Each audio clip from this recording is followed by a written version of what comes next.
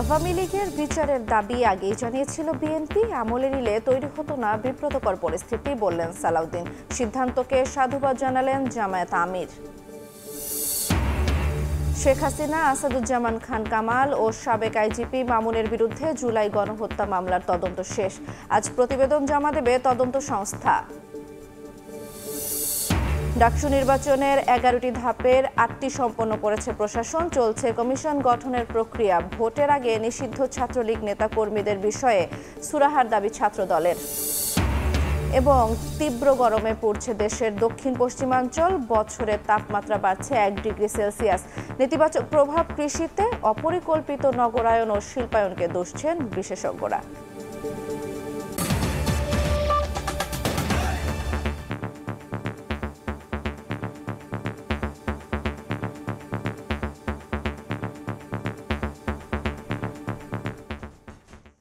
ভোরের সময়ে সঙ্গে আছি আমি জান্নাতুল দোলনা। দল হিসেবে আওয়ামী লীগের বিচারের দাবি আগেই জানিয়েছিল বিএনপি। তখন আমলে নিলে সরকারের বিব্রতকর পরিস্থিতিতে পড়তে হতো না উল্লেখ করে দ্রুত ভোটের রোডম্যাপ ঘোষণার দাবি জানিয়েছেন দলটির স্থায়ী কমিটির সদস্য সালাউদ্দিন আহমেদ। এদিকে সুষ্ঠু ভোটের পথ তৈরির তাগিদ দিয়েছেন জামায়াত নেতা সেলিম উদ্দিন। আর মৌলিক সংস্কারে গুরুত্ব দিলেন এনসিপির আহ্বায়ক নাহিদ ইসলাম। রাষ্ট্র সংস্কার বিষয়ক আলোচনায় প্রধানমন্ত্রীর ক্ষমতায় ভারসাম্য আনার তাগিদ দেন আইন উপদেষ্টা। আর ঐক্যমত্য কমিশনের সভাপতি আলী রিয়াজ বলেছেন, শেখ হাসিনার স্বৈরাচারী হয়ে ওঠায় সংবিধানে কোনো বাধা ছিল না। রাষ্ট্রের গণতান্ত্রিক কাঠামো সংস্কারে নাগরিক উদ্যোগ শীর্ষক আলোচনার আয়োজন করে নাগরিক কোয়ালিশন। এতে অংশ নেন সরকারের উপদেষ্টা, রাজনীতিবিদ এবং বিশিষ্টজনেরা। সংবিধান সংশোধনে 7 দফা প্রস্তাবনা পেশ করে প্ল্যাটফর্মটি। আলোচনায় অংশ নিয়ে এনসিপির আহ্বায়ক নাহিদ ইসলাম বলেন, ক্ষমতার ভারসাম্য এবং বিকেন্দ্রীকরণের মতো মৌলিক সংস্কার নিয়ে ঐকমত্য না হলে গণতান্ত্রিক ধারা সচল হবে না। আর জামায়াত নেতা সেলিম উদ্দিন বলেন, দ্রুত নির্বাচনের চেয়ে সুষ্ঠু নির্বাচনের পথ তৈরি করা জরুরি। ভোটের জন্য তো পাগল না হয়, ভোটটা কিভাবে সুষ্ঠু হইতে পারে, নিরপেক্ষ হইতে পারে, এই জায়গায় রাজনৈতিক দলকে, সুশীল সমাজকে সবাইকে এগিয়ে আসতে হবে। বিগত সময়ে এই সংবিধান মানুষের মানবাধিকার রক্ষা করতে পারেনি। গণঅভ্যুত্থানের পরে এত মানুষ রক্ত দিয়েছে, তারপরও আমরা সংবিধানকে মৌলিকভাবে পরিবর্তনের জন্য সম্মত হতে পারছি না। এটা আমাদের জন্য দুঃখজনক। আওয়ামী লীগের কার্যক্রম নিষিদ্ধের সিদ্ধান্তকে সাধুবাদ জানান বিএনপির স্থায়ী কমিটির সদস্য সালাউদ্দিন আহমেদ। কয়েক মাস আগে বিএনপি এ দাবি জানিয়েছিল, কিন্তু সরকার আমলে নেয়নি অভিযোগ করে তিনি বলেন, দ্রুত নির্বাচনের রোডম্যাপ ঘোষণা না করলে বিব্রতকর পরিস্থিতি তৈরি হতে পারে। আওয়ামী লীগকে রাজনৈতিক দল হিসেবে বিচারিক প্রক্রিয়া আনতে হবে। কয়েক মাস আগে এই দাবিটা মাননীয় প্রধান উপদেষ্টার কাছে লিখিতভাবে প্রদান করেছিলাম। তখন বিষয়টা আমলে নিতেন, তাহলে হয়তো আজকে এই বিব্রতকর পরিস্থিতিতে সরকারকে পড়তে হতো না। আমাদের দলের যে বিভিন্ন রকমের বক্তব্য থাকে দেশের পক্ষে এবং জনগণের পক্ষে, এই বিষয়গুলো যেন যথাসময়ে আমলে নেন। মাননীয় প্রধান উপদেষ্টাকে আমরা আগেও অনুরোধ করেছি যেন উনি একটা রোডম্যাপ প্রদান করেন খুব শীঘ্র। অনুষ্ঠানে ঐকমত্য কমিশনের সহসভাপতি অধ্যাপক আলী রিয়াজ বলেন, বিদ্যমান সংবিধানেই স্বৈরতন্ত্র হয়ে ওঠার সুযোগ আছে। এ সময় জাতীয় সনদ বাস্তবায়নে রাজনৈতিক দলগুলোর ঐক্যের উপর জোর দেন কমিশনের সদস্য বদিউল আলম মজুমদার। পরিবর্তনের জন্যই আমাদের রাষ্ট্র মেরামত করতে হবে, তাহলে তো আবারও সেই স্বৈরাচারের ফিরে আসার আমরা কি সেই সম্ভাবনাকে উড়িয়ে দিতে পারি? রাষ্ট্রপতির ক্ষমতা, প্রধানমন্ত্রীর ক্ষমতা, ব্যক্তির আধিপত্য সবকিছু মিলেই ফ্যাসিবাদী শাসন তৈরি হয়েছে। সংবিধানের মধ্যে কোন রকম বাধা ছিল না একজন শেখ হাসিনা তৈরি হওয়া। অনুষ্ঠানে আইন উপদেষ্টা আসিফ নজরুল বলেন, শুধু সংবিধানের কারণেই ফ্যাসিস্ট সরকার তৈরি হয় না। সব উত্তর সংবিধানে না খুঁজে ছোট ছোট আইনের মাধ্যমেও বড় সমাধান করা যায়। সব উত্তর সংবিধানে খুঁজেন না, এটা হচ্ছে আমার ঐকান্তিক অনুরোধ। ছোট ছোট লয়ের মাধ্যমে বিরাট পরিবর্তন করা যায়। অনুষ্ঠানে আগামীর বাংলাদেশ বিনির্মাণে সব রাজনৈতিক দল এবং গণতন্ত্রকামী মানুষকে ঐক্যবদ্ধ হওয়ার আহ্বান জানান বক্তারা। হাসান ওয়ালি, সময় সংবাদ, ঢাকা। রাজনৈতিক দলগুলোর সঙ্গে আলোচনা করে আওয়ামী লীগের কার্যক্রম নিষিদ্ধের সিদ্ধান্ত নিলে ভালো হতো। তারপরও উপদেষ্টা পরিষদের নেয়া সিদ্ধান্তকে সাধুবাদ জানালেন জামায়াতের আমির ডাক্তার শফিকুর রহমান। রোববার সন্ধ্যায় রাজধানীর সিরডাপ মিলনায়তনে সাংবাদিকদের একথা বলেন তিনি। বলেন, সরকারের সদিচ্ছা থাকলে 30 কার্যদিবসের মধ্যে জুলাই সনদ দেয়া সম্ভব। রাজনৈতিক অংশীজন যারা, তাদের সাথে আলোচনা করলে যেহেতু ম্যাটারটা একটা পলিটিক্যাল ম্যাটার, ভালো হতো, এটা আমরাও উপলব্ধি করি। এখন আমরা তো তাদের উপরে চাপাইয়ে দিতে পারি না। এটা তারা ভালো মনে করেছেন যে তাদের উপদেষ্টা পরিষদের বৈঠক করে তারা সেখান থেকে একটা ডিসিশন দিয়েছেন, ভালো হতো, নো ডাউট ভালো হতো অংশীজনের সাথে আলাপ করলে। তারপরেও যেটা হয়েছে, আগামীকাল কিভাবে আসে সেটা দেখার পরে আমরা গতিপথ নির্ধারণ করব ইনশাল্লাহ। সন্ত্রাসী কার্যক্রমে জড়িত ব্যক্তি বা সংগঠনের কর্মকাণ্ড নিষিদ্ধের বিধান যুক্ত করে সন্ত্রাস বিরোধী অধ্যাদেশের খসড়া চূড়ান্ত অনুমোদন দিয়েছে উপদেষ্টা পরিষদ। এর ফলে সন্ত্রাসী কার্যকলাপে জড়িত রাজনৈতিক দল সহ যে কোনো ব্যক্তি ও প্রতিষ্ঠানের কার্যক্রম এখন থেকে এই আইনের আওতায় নিষিদ্ধ করা যাবে। রোববার দুপুরে উপদেষ্টা পরিষদের এক জরুরি বৈঠকে এই অনুমোদন দেয়া হয়।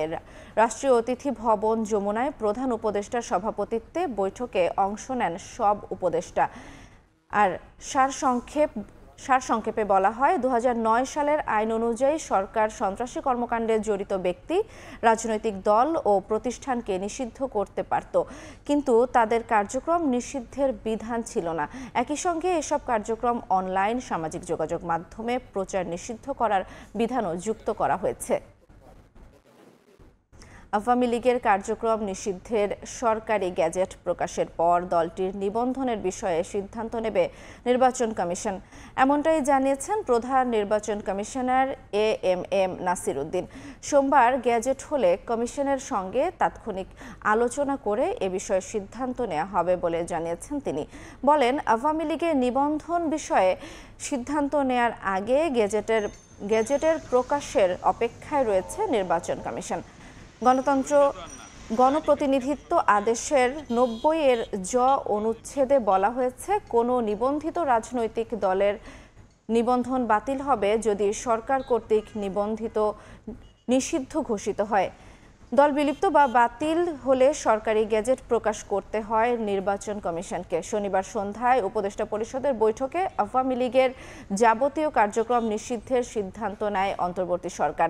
এ বিষয়ে পরবর্তী কর্মদিবসে পরিপত্র জারির কথা জানান আইন উপদেষ্টা। সরকার যে গ্যাজেটটা করবে, যে আদেশটা সরকার থেকে বাইরে হবে, এটার আলোকে আমরা সিদ্ধান্ত নেব ইনশাল্লাহ। তো we will definitely take some steps in this regard. একদম আমরা এখানে আমরা কোনো দেরি করব না। ঢাকা রেঞ্জ এলাকায় নিষিদ্ধ কোনো সংগঠনের কার্যক্রম চলবে না বলে জানিয়েছেন নবনিযুক্ত ডিআইজি রেজাউল করিম মল্লিক। রোববার সকালে ঢাকায় সেগুন বাগিচায় সংবাদ সম্মেলনে তিনি একথা জানান। বলেন, বিগত সময়ে কিছু উচ্চাভিলাষী ও অপেশাদার পুলিশ সদস্যের কারণে বাহিনীর ভাবমূর্তি ক্ষুণ্ণ হয়েছে। কোনো পুলিশ সদস্যের বিরুদ্ধে অপরাধের প্রমাণ পাওয়া গেলে তাৎক্ষণিকভাবে ব্যবস্থা নেয়ার নির্দেশ দেন তিনি। জনগণের অভিযোগ সরাসরি শোনার জন্য টক টু ডিআইজি নামে একটি মোবাইল অ্যাপের কাজ চলছে বলেও জানান রেজাউল করিম মল্লিক। নিষিদ্ধ ঘোষিত সংগঠন কিংবা পতিত সরকারের দোসররা যদি জনগণের নিরাপত্তায় বিঘ্ন ঘটানোর বিন্দুমাত্র চেষ্টা করে, সেটা শক্ত হাতে দমন করার সক্ষমতা ঢাকা রেঞ্জে রয়েছে। ঢাকা রেঞ্জের জনগণের জন্য টক টু ডিআইজি নামে একটি মোবাইল অ্যাপ চালু করতে যাচ্ছি, যার মাধ্যমে ঘরে বসেই মোবাইলের মাধ্যমে যে কোনো অপরাধের তথ্য বা সাহায্য প্রাপ্তির জন্য আমাকে জানাতে পারবেন। আগামীকাল আওয়ামী লীগের কার্যক্রম নিষিদ্ধের বিষয়ে জারি হতে যাওয়া পরিপত্রে জনগণের প্রত্যাশার প্রতিফলন না থাকলে কঠোর আন্দোলনের হুঁশিয়ারি দিয়েছে জুলাই ঐক্য। সংগঠনটির নেতারা জানিয়েছেন, জনগণকে সঙ্গে নিয়ে রাজপথে নামার প্রস্তুতি নিচ্ছেন তারা। রোববার সন্ধ্যায় ঢাকা বিশ্ববিদ্যালয়ের টিএসসিতে আয়োজিত সংবাদ সম্মেলনে জুলাই ঐক্য জানিয়েছে, শহীদদের সংখ্যা স্পষ্ট করে পরিপত্রে যুক্ত করতে হবে। একই সঙ্গে গণ অভ্যুত্থানকে সাংবিধানিক স্বীকৃতি দিতে হবে এবং আওয়ামী লীগকে সহযোগিতা করা দলগুলোকে জবাবদিহির আওতায় আনতে হবে বলে হুঁশিয়ারি দেন তারা।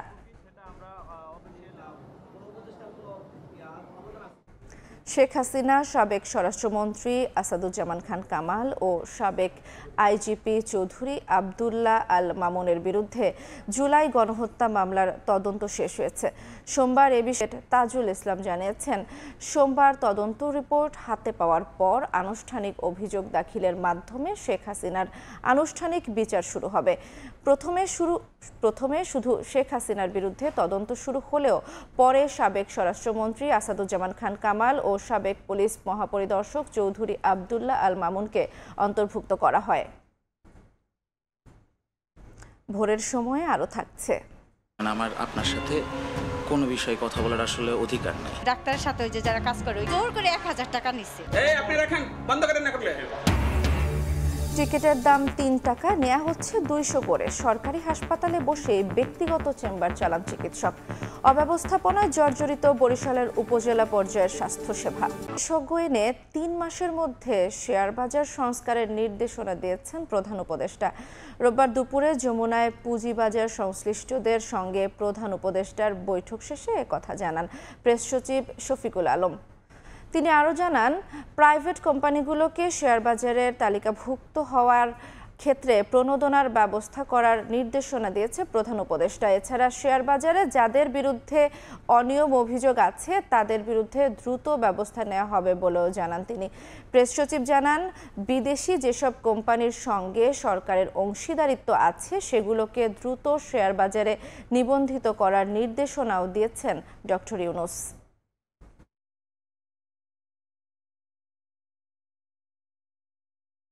উনি বলেছেন সেট অফ এক্সপার্ট আনতে বলেছেন, যারা সত্যিকার অর্থে যারা নির্মোহভাবে এই স্টক মার্কেটে তারা ডিফর্মটা ইনিশিয়েট করতে পারবেন। এই সংশ্লিষ্ট সমস্ত যারা এজেন্সিগুলো আছে বা অফিসগুলো আছে ওইখানে অনেক ধরনের দুর্নীতি আছে, দুর্নীতিগ্রস্ত অনেক এর বিরুদ্ধে অনেকের অনিয়মের কথা শোনা যায়। তো চিফ অ্যাডভাইজার বলেছেন যে যাদের বিরুদ্ধে অনিয়মের অভিযোগ আছে খুব দ্রুত তাদের ব্যবস্থা। রাষ্ট্রীয় অপরাধ হিসেবে উল্লেখ করে বাংলাদেশ সরকার এ বিষয়ে নিশ্চুপ কেন, এমন প্রশ্ন রেখেছেন বিএনপির সিনিয়র যুগ্ম মহাসচিব রুহুল কবির রিজভী।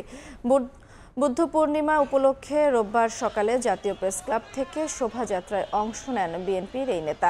শোভাযাত্রাটি প্রেস ক্লাবের সামনের এলাকায় প্রদক্ষিণ করে।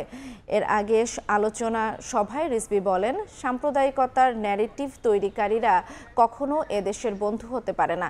নির্বাচন নিয়ে অন্তর্বর্তী সরকারের উদাসীনতাকে জনগণ সন্দেহের চোখে দেখছে বলেও মন্তব্য করেন তিনি।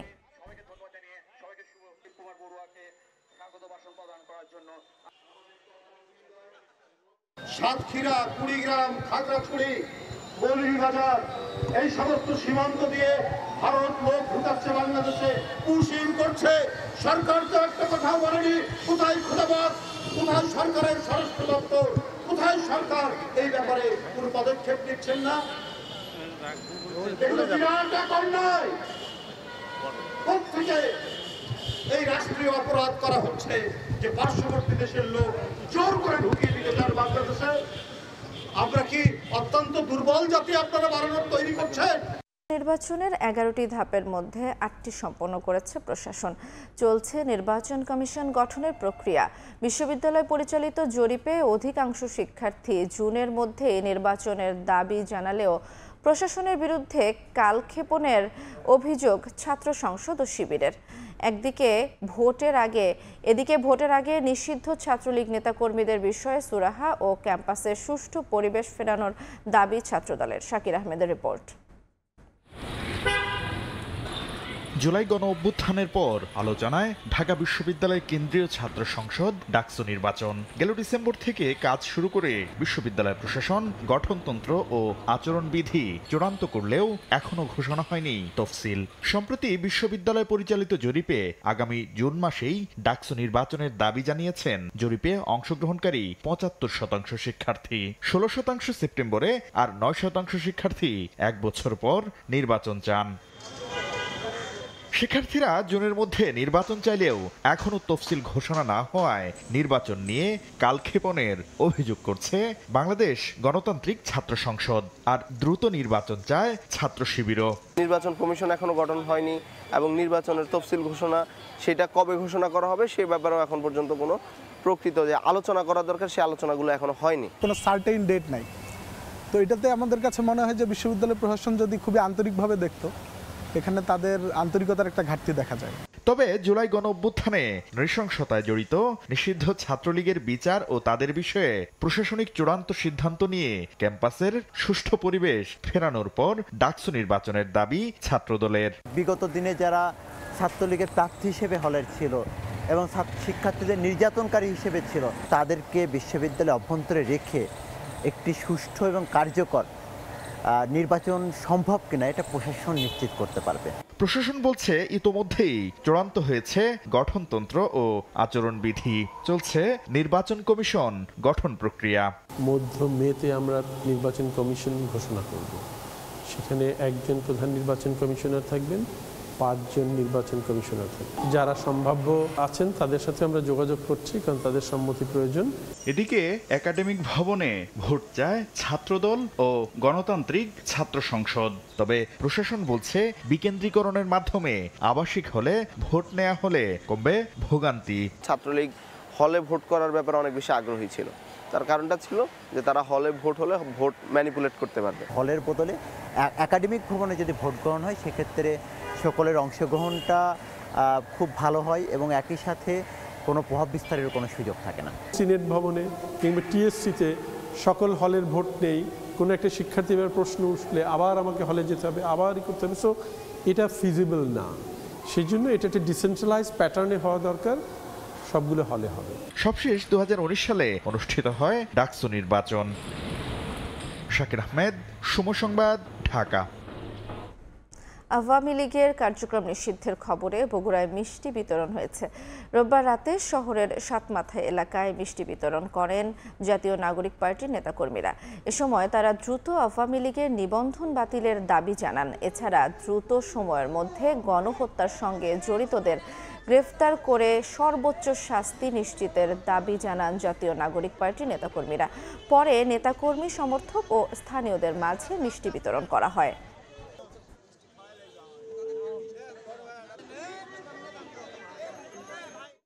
এই ফ্যাসিস্ট আওয়ামী লীগ যখনই এসেছে বাংলাদেশে, তখনই খুন, গুম, লুটতরাজ, টাকা পাচার এসব হয়েছে এবং বাংলাদেশের গণতন্ত্র ভুলুণ্ঠিত হয়েছে। সে সময় তার বাবা মুজিবর বাকশাল করেছে, কন্যা করেছে ডিজিটাল বাকশাল, এবং সব সময় সেই সময় তার বাবাও ভারতের কাছে বাংলাদেশের স্বাধীনতা সার্বভৌমত্বকে জিম্মা দিয়েছে এবং এখনও কিন্তু হাসিনার সময় সেটাই হয়েছে।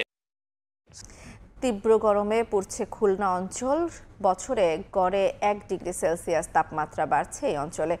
কমছে ফসল উৎপাদনও, বাড়ছে খরচও। উন্মুক্ত জলাশয় কমে যাওয়ায় অপরিকল্পিত নগরায়ন, শিল্পায়ন সহ প্রাকৃতিক ও মনুষ্যসৃষ্ট নানা কারণে আবহাওয়ার এমন পরিবর্তন বলছে বিশেষজ্ঞরা। এ অবস্থায় পরিকল্পিত নগরায়ন ও শিল্পায়নের পরামর্শ তাদের। আব্দুল হালিমের ছবিতে আব্দুল্লাহ আল মামুন রুবেলের রিপোর্ট। দিনের বেলায় সূর্যের তপ্ত কিরণ, রাতেও নিস্তার নেই গরম থেকে। ঘরে বাইরে সবখানেই আগুনের হলকা, যেন অগ্নিমূর্তি ধারণ করেছে প্রকৃতি। গত 3 দিন ধরে খুলনা ও এর আশেপাশের বিভিন্ন জেলায় বইছে তীব্র দাবদাহ। রোববার খুলনায় 40 ডিগ্রি সেলসিয়াস তাপমাত্রা রেকর্ড হয়েছে। আর গত 2 দিন ধরে বিভাগের চুয়াডাঙ্গা জেলায় দেশের সর্বোচ্চ তাপমাত্রা রেকর্ড করা হয়েছে। আবহাওয়া অফিসের পরিসংখ্যান বলছে 2020 সালে খুলনায় সর্বোচ্চ 34.4, 2021 সালে সর্বোচ্চ 36.4, 2022 সালে সর্বোচ্চ 35.2, 2023 সালে সর্বোচ্চ 41.3 আর 2024 সালে সর্বোচ্চ 42 ডিগ্রি সেলসিয়াস তাপমাত্রা ছিল। অর্থাৎ প্রতি বছর গড়ে 1 ডিগ্রি সেলসিয়াস তাপমাত্রা বৃদ্ধি পাচ্ছে। শুধু খুলনা নয়, যশোর, চুয়াডাঙ্গা, কুষ্টিয়া, সাতক্ষীরা সহ পুরো খুলনা অঞ্চলে প্রতি বছরের তাপমাত্রার গ্রাফ ঊর্ধ্বমুখী। তাপমাত্রার বৃদ্ধির ভৌগোলিক অবস্থার কারণে, দ্বিতীয়ত হলো জলবায়ু পরিবর্তনের কারণে। তাপমাত্রা যেটা বাড়ছে এর প্রভাব কিন্তু ফসলেও পড়ছে, বিশেষ করে কৃষি ফসলে। কিন্তু প্রশ্ন হচ্ছে দিন দিন কেন এমন উত্তপ্ত হয়ে উঠছে আবহাওয়া? বিশেষজ্ঞরা বলছেন জলবায়ু পরিবর্তনের বৈশ্বিক কারণের পাশাপাশি উন্মুক্ত জলাশয় ও বনভূমির ক্রমহ্রাস, অপরিকল্পিত নগরায়ন ও শিল্পায়ন, ভূমির ব্যবহারে অনিয়ম এবং নানা মানুষ্যসৃষ্ট কারণই এই বৈরী পরিস্থিতির জন্য দায়ী। জলাভূমিকে পুনরুদ্ধার করা, বনভূমি নতুন করে সৃষ্টি করা এবং আরবান আইল্যান্ডকে কনফাইন করা এবং দ্রুত বৃদ্ধি না হতে দেয়া, এই জিনিসগুলো করতে পারলে হয়তো আমরা একটা প্রশমনের দিকে যেতে পারব। অদূর ভবিষ্যতে এ অঞ্চলের ভয়াবহ পরিস্থিতি এড়াতে অধিক মাত্রায় কার্বন নিঃসরণের জন্য দায়ী দেশগুলো থেকে রাষ্ট্রীয়ভাবে আর্থিক ক্ষতিপূরণ প্রাপ্তির নিশ্চয়তা এবং গবেষণার মাধ্যমে অপরিকল্পিত নগরায়ন কমিয়ে আনার আহ্বান বিশেষজ্ঞদের। আব্দুল্লাহ আল মামুন রুবেল, সময় সংবাদ, খুলনা। বৈশাখের শেষ বেলায় সারা দেশের ওপর দিয়ে বইছে তীব্র থেকে অতি তীব্র তাপপ্রবাহ।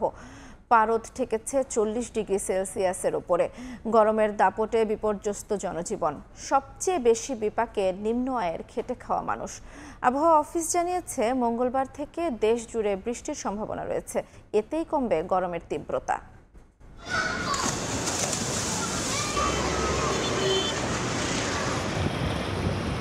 মাথার উপর থেকে সূর্য হেলে পড়লেও প্রচণ্ড আঁচে গা পুড়ে যায় অবস্থা। ক্রমশ বাড়ছে তাপমাত্রা। রোদের খরতাপে হাঁসফাঁস নগর জীবনে। রোববার সরকারি ছুটির দিন। অফিসগামী মানুষের আনাগোনা না থাকলেও এই অতি তাপপ্রবাহের সঙ্গে লড়াই করছেন নিম্ন আয়ের খেটে খাওয়া মানুষ। আরব কান্ট্রিতে যেরকম গরম আমাদের এইদিকে মনে হয় সেম ওই রকমই গরম, আস্তে আস্তে আবহাওয়াটা এরকমই হচ্ছে। গরমের মধ্যে আসাটা যে অনেক কষ্ট, রোডের যানজট ওভারটেক কইরা আইসা আসলাম, এখন আবার চলে যাবো। জীবনের তাগিদে অনেকেই আবার ছুটছেন হাসপাতাল কিংবা কর্মস্থলে। তীব্র গরম কাবু করেছে তাদেরও। তাই কিছুটা ছায়া পেলেই জিরিয়ে নেয়ার চেষ্টায় ক্লান্ত পথিক। ভয়াবহ গরম, কাজ করতে অনেক কষ্ট হইতেছে ভাই। শরীর গাবায় জায়গা কি গামায় এমন শরীর ক্লান্ত হয়ে যায়। গ্রীষ্মের শুরুতে বৃষ্টি নেই বললেই চলে। ধুলোবালিতে অতিষ্ঠ নগর জীবন। অসুস্থ হওয়ার মতো গরম আর ধুলোয় ধূসর ঢাকায় চাপ বাড়ছে হাসপাতালে। কাশ হয়ে যায়, মাথা ব্যথা, জ্বর, টানরে, তারপরে মাছ পরেও থাকতে পারে না গরমের লেগে। ডিহাইড্রেশন, পানি শূন্যতা দেখা দেয় এবং যারা বাইরে খাবারটা খাচ্ছে দেখা যাচ্ছে যে ডায়রিয়া, ফুড পয়জনিংটা খুব বেশি হচ্ছে। আর ঠান্ডা কাশিতে বাচ্চাদের, শিশুদের বেশি লেগে থাকে গরমের মধ্যে। রাজধানী জুড়ে বইছে তীব্র তাপপ্রবাহ। এই গরমে শুধুমাত্র ডায়রিয়া কিংবা অ্যাজমা নয়, রয়েছে হিট স্ট্রোকের শঙ্কাও। তাই এই তীব্র গরমের মাঝে রীতিমতো ত্যক্ত বিরক্ত নগরবাসী। আবহাওয়া অফিস বলছে সোমবার দেশের উত্তর পূর্বাঞ্চলে ও মঙ্গলবার দেশ জুড়ে বৃষ্টির সম্ভাবনা রয়েছে। এতেই কমবে গরমের তীব্রতা। বেশ কিছু জায়গায় তীব্র তাপপ্রবাহ ছিল। ঢাকায় ছিল সর্বোচ্চ 40.1 ডিগ্রি সেলসিয়াস। এই অস্বস্তিকর অবস্থা আজকে এবং আগামীকালকে পর্যন্ত থাকতে পারে। বৃষ্টিপাত হলেই তাপমাত্রা কমবে। তো আগামী 13 তারিখ থেকে মঙ্গলবার থেকে সারা দেশে বৃষ্টিপাতের সম্ভাবনা রয়েছে। এ মাসে কালবৈশাখী ঝড়েরও পূর্বাভাস দিয়েছে আবহাওয়া অধিদপ্তর। ধ্রুব ব্যানার্জি, সময় সংবাদ। বাংলাদেশে বছরে বজ্রপাতে গড়ে 300 মানুষ মারা যান, এমন তথ্য জাতিসংঘের। জলবায়ু পরিবর্তনে বজ্রপাত বাড়ছে বলে মনে করেন বিশেষজ্ঞরা। এই দুর্যোগ থেকে কৃষকদের রক্ষায় আশ্রয় কেন্দ্র স্থাপনের তাগিদ সংশ্লিষ্টদের। ইকরামুল কবিরের রিপোর্ট। ছবি তুলেছেন দিগেন সিংহ ও নৌশাদ আহমেদ চৌধুরী।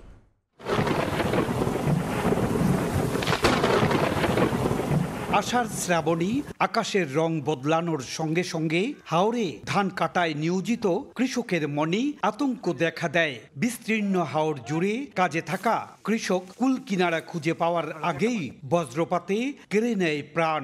দিন দিন এই আতঙ্ক বাড়ছে, হচ্ছে প্রাণহানি। জলবায়ু পরিবর্তনের ফলে বায়ু দূষণের কারণে বজ্রপাত বাড়ছে বলে মনে করেন বিশেষজ্ঞরা। জলবায়ুর পরিবর্তনের কারণে আয়োনাইজড পার্টিকুলার পরিমাণ এইটা বর্তমানে এরিয়াগুলোতে দেখা যাচ্ছে অনেক বেড়ে গেছে। বেড়ে যাওয়ার কারণে বজ্রপাত হওয়ার প্রবাবিলিটিটা বেড়ে যাচ্ছে দিন দিন। 2015 সালে বজ্রপাতকে দুর্যোগ ঘোষণা করা হলেও প্রচারণায় তেমন কোনো অগ্রগতি নেই বলে জানান হাওরবাসী। কৃষি বিভাগ বলছে কৃষকদের আবহাওয়ার পূর্বাভাস জানানো হয়। ধান কাটার শ্রমিকদের জন্য হাওরে আশ্রয় কেন্দ্র স্থাপন করা জরুরি বলে মনে করছেন সংশ্লিষ্টরা। আবহাওয়া প্রকল্পের একটা গ্রুপ তৈরি করেছে কৃষকের। ওই কৃষকের গ্রুপে মেসেজ চলে যায়, আর বাবিস পোর্টাল আছে, একটা পোর্টালে নিয়মিত বুলেটিন দেওয়া হয় এবং ইমার্জেন্সির ক্ষেত্রে ইমার্জেন্সি ফোরকাস্টিং দেওয়া হয়। এপ্রিল আর মে মাসে কালবৈশাখী মেঘটা বেশি আসে, ওই সময় তারা ধান কাটতে মাঠে থাকে। তাহলে তাকে ওই সময় অস্থায়ী একটা ছাউনি হলে গড়ে তুলতে হবে, ওখানে গিয়ে আশ্রয় নিতে হবে। এই অবস্থায় কখন বজ্রপাত হবে কিংবা কখন ঝড় বৃষ্টি আসবে তা তারা জানে না। এতে করে ঘটে যায় অনেক সময় বড় ধরনের দুর্ঘটনা।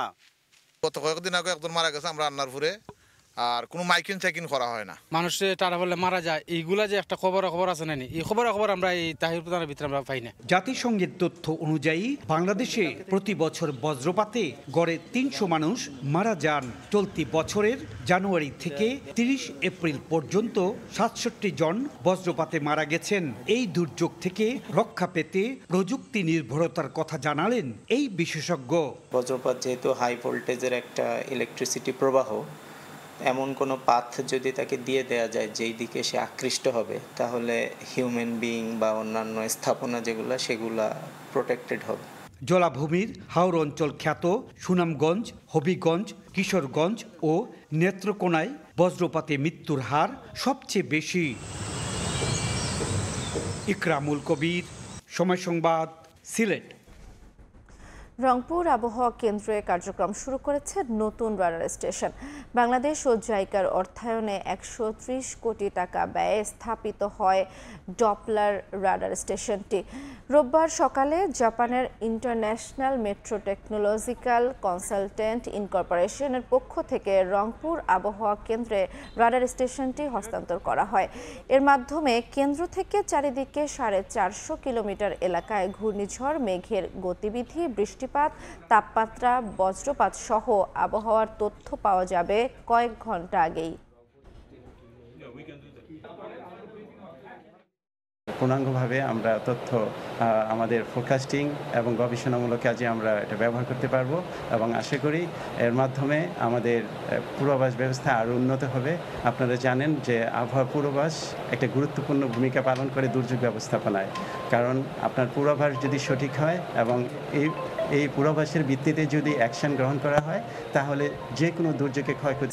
রোগী দেখতে টিকিট কাটতে হয় মাত্র 3 টাকা, তবে সেই নিয়ম কার্যকর হচ্ছে না বরিশালের বিভিন্ন উপজেলায়। কতিপয় চিকিৎসক 1 থেকে 200 টাকা করে ফি নিচ্ছেন, অভিযোগ ভুক্তভোগীদের। সময় সংবাদের অনুসন্ধানেও বেরিয়ে এসেছে নানা অনিয়ম। সুমন হাসানের ছবিতে অপূর্ব রিপোর্ট।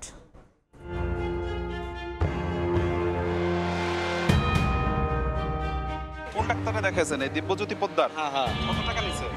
এটা নিছে 100। এই যে রোগীরা বলছে 100 টাকা করে, এই 100 টাকাও কি আপনার ঊর্ধ্বতন কর্মকর্তাদেরকে দিয়ে থাকেন?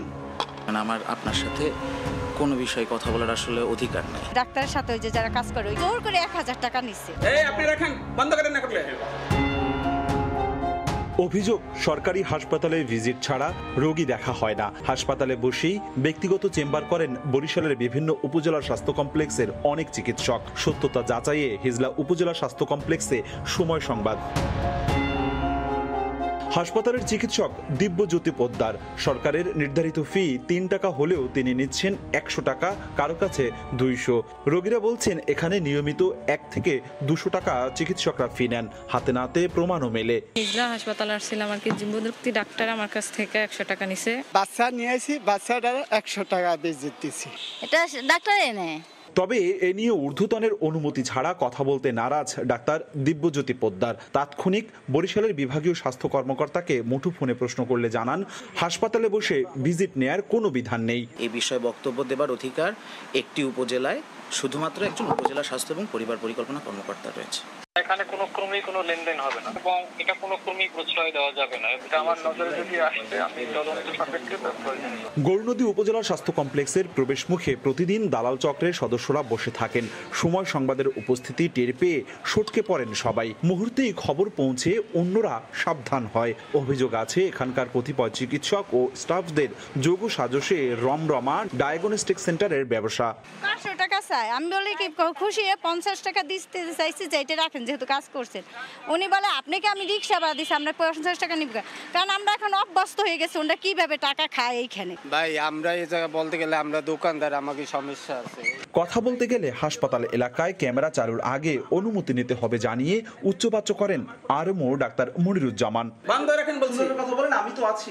আপনি তাকে বন্ধ করতে কেন বলছেন না কেন? আপনি আমার পারমিশন নিতে হবে আগে অথরিটি। কেবল গৌরনদী ও হিজলাই নয়, বরিশালের অধিকাংশ উপজেলাতেই একই অভিযোগ। তবে তদন্ত সাপেক্ষে ব্যবস্থা নেয়ার গতানুগতিক আশ্বাস স্বাস্থ্য বিভাগের। উপজেলায় আউটডোরের ভিজিট হচ্ছে 3 টাকা, এর বেশি যদি কেউ নেয় সেটা সম্পূর্ণ অবৈধ এবং এ ব্যাপারে আমরা তদন্ত করে প্রয়োজনীয় ব্যবস্থা নেব। স্বাস্থ্যসেবাকে জনগণের দোরগোড়ায় পৌঁছাতে সরকারের নানা পরিকল্পনা থাকলেও মাঠ পর্যায়ে হচ্ছে না শতভাগ বাস্তবায়ন। অপূর্ব অপু, সময় সংবাদ, বরিশাল। লিফট না থাকায় পিরোজপুরে 250 শয্যার জেলা হাসপাতালের কাজ শেষ হওয়ার 6 মাসেও চালু করা যায়নি। অন্যদিকে শয্যা সংকটে 100 শয্যার পুরাতন ভবনে ভোগান্তিতে রোগীরা। তবে শিগগিরই সমস্যা সমাধান করে ভবনটি চালুর আশ্বাস কর্তৃপক্ষের। জিয়াউল হকের পাঠানো তথ্য ও ছবি নিয়ে রিপোর্ট। 2017 সালে শুরু হয় পিরোজপুর জেলা হাসপাতালের 7 তলা বিশিষ্ট 250 শয্যার নতুন ভবন নির্মাণ কাজ। পরে ভবনটি আরও 2 তলা সম্প্রসারণ করা হয়। 2020 সালের জুনে শেষ হওয়ার কথা থাকলেও করোনা মহামারীর কারণে 3 দফায় সময় বাড়িয়ে 2024 সালের ডিসেম্বরে কাজ শেষ হয়। তবে লিফট না থাকায় নির্মাণের 6 মাসেও ভবন হস্তান্তর করতে পারেনি গণপূর্ত বিভাগ। অন্যদিকে শয্যা সংকটে 100 শয্যার বর্তমান হাসপাতাল ভবনে ভোগান্তিতে রোগীরা। অনেককে ভর্তি হতে না পেরে বিভাগীয় শহর বরিশালে যেতে হয়। দ্রুত ভবনটি চালুর দাবি এলাকাবাসীর। সিট পাই নেই, সিট না পায় মগাই বারিন্দায় দেশে। রোগীর যে ক্যাপাসিটি এই হিসেবে তো অনেক রোগী বেশি। পিরোজপুর 250 বেডটা অনেকদিন হয়েছে চালু হয়েছে, এই কমপ্লিট হয়েছে, অথচ এখন তো আমার চালু হইতেছে না। আমরা চাচ্ছি যে তাড়াতাড়ি আমাদের 250 বেডটা উদ্বোধন করা হোক, আমাদের স্বাস্থ্যসেবা যেন আরও ভালো হয়। ভবনটি চালু হলে স্বাস্থ্যসেবার মান আরও বাড়বে বলে জানান সিভিল সার্জন। আর শিগগিরই লিফট ও বিদ্যুৎ সংযোগ সমস্যা সমাধানের আশ্বাস গণপূর্ত বিভাগের। 4টি লিফট এখানে লাগানো হবে, লিফটের কাজ সম্পূর্ণ এখনো হয়নি। যদি লিফটের কাজ সম্পূর্ণ হয় আমরা এই হাসপাতাল রিসিভ করব এবং আমরা আমাদের ওখানে স্থানান্তরিত করে আমরা রোগীদের কাঙ্ক্ষিত সেবাটা দিয়ে আমরা রোগীদেরকে দিতে পারব। লিফটের মূল্য বৃদ্ধির কারণে বারবার দরপত্র আহ্বান করার পরও কোনো ঠিকাদার পাওয়া যায়নি। সেই কারণে আমরা লিফট সরবরাহ করতে পারিনি। লিফটের মূল্য বৃদ্ধির প্রস্তাব মন্ত্রণালয়ে প্রেরণ করা হয়েছে। এটি পাস হলে আমরা দরপত্র আহ্বানের মাধ্যমে লিফট সরবরাহ করতে পারবো এবং হাসপাতালটি প্রত্যাশী সংস্থার নিকট হস্তান্তর করতে পারবো। গণপূর্ত বিভাগের তথ্য মতে পিরোজপুর জেলা হাসপাতালের নতুন ভবন নির্মাণে ব্যয় হয়েছে প্রায় 70 কোটি টাকা। সময় সংবাদ। প্রতি মৌসুম শেষ হতে বাকি মাত্র 4 দিন। এর মধ্যে 62 বছরের মধ্যে দ্বিতীয় সর্বোচ্চ 21 লাখ মেট্রিক টন লবণ উৎপাদন হয়েছে। কিন্তু মৌসুম জুড়ে ন্যায্য মূল্য নিশ্চিত না হওয়ায় হতাশ চাষিরা। তাই গোডাউন নির্মাণের পাশাপাশি মাঠ পর্যায়ে চাষিদের কাছ থেকে সরাসরি লবণ কেনার পরিকল্পনা করছে সরকার। একই সঙ্গে প্রয়োজনে বেশি কাউকে শিল্প লবণ আমদানি করতে দেয়া হবে না, জানিয়েছেন শিল্প সচিব। লবণ উৎপাদনের মৌসুম শেষ হতে আরও 4 দিন সময় আছে। এরই মধ্যে উপকূলে ৬৯,১৯৮ একর জমিতে ২১ লাখ মেট্রিক টন লবণ উৎপাদন হয়েছে। বেসিক বলছে যা ৬২ বছরের মধ্যে দ্বিতীয় সর্বোচ্চ রেকর্ড পরিমাণ লবণ উৎপাদন। কিন্তু রেকর্ড লবণ উৎপাদনের পরও চাষিদের মুখে হাসি নেই। রোববার কক্সবাজার জেলা প্রশাসক কার্যালয়ে লবণ চাষী, মিল মালিক, ব্যবসায়ী সহ সব পক্ষের সঙ্গে আলোচনায় বসেন শিল্প সচিব।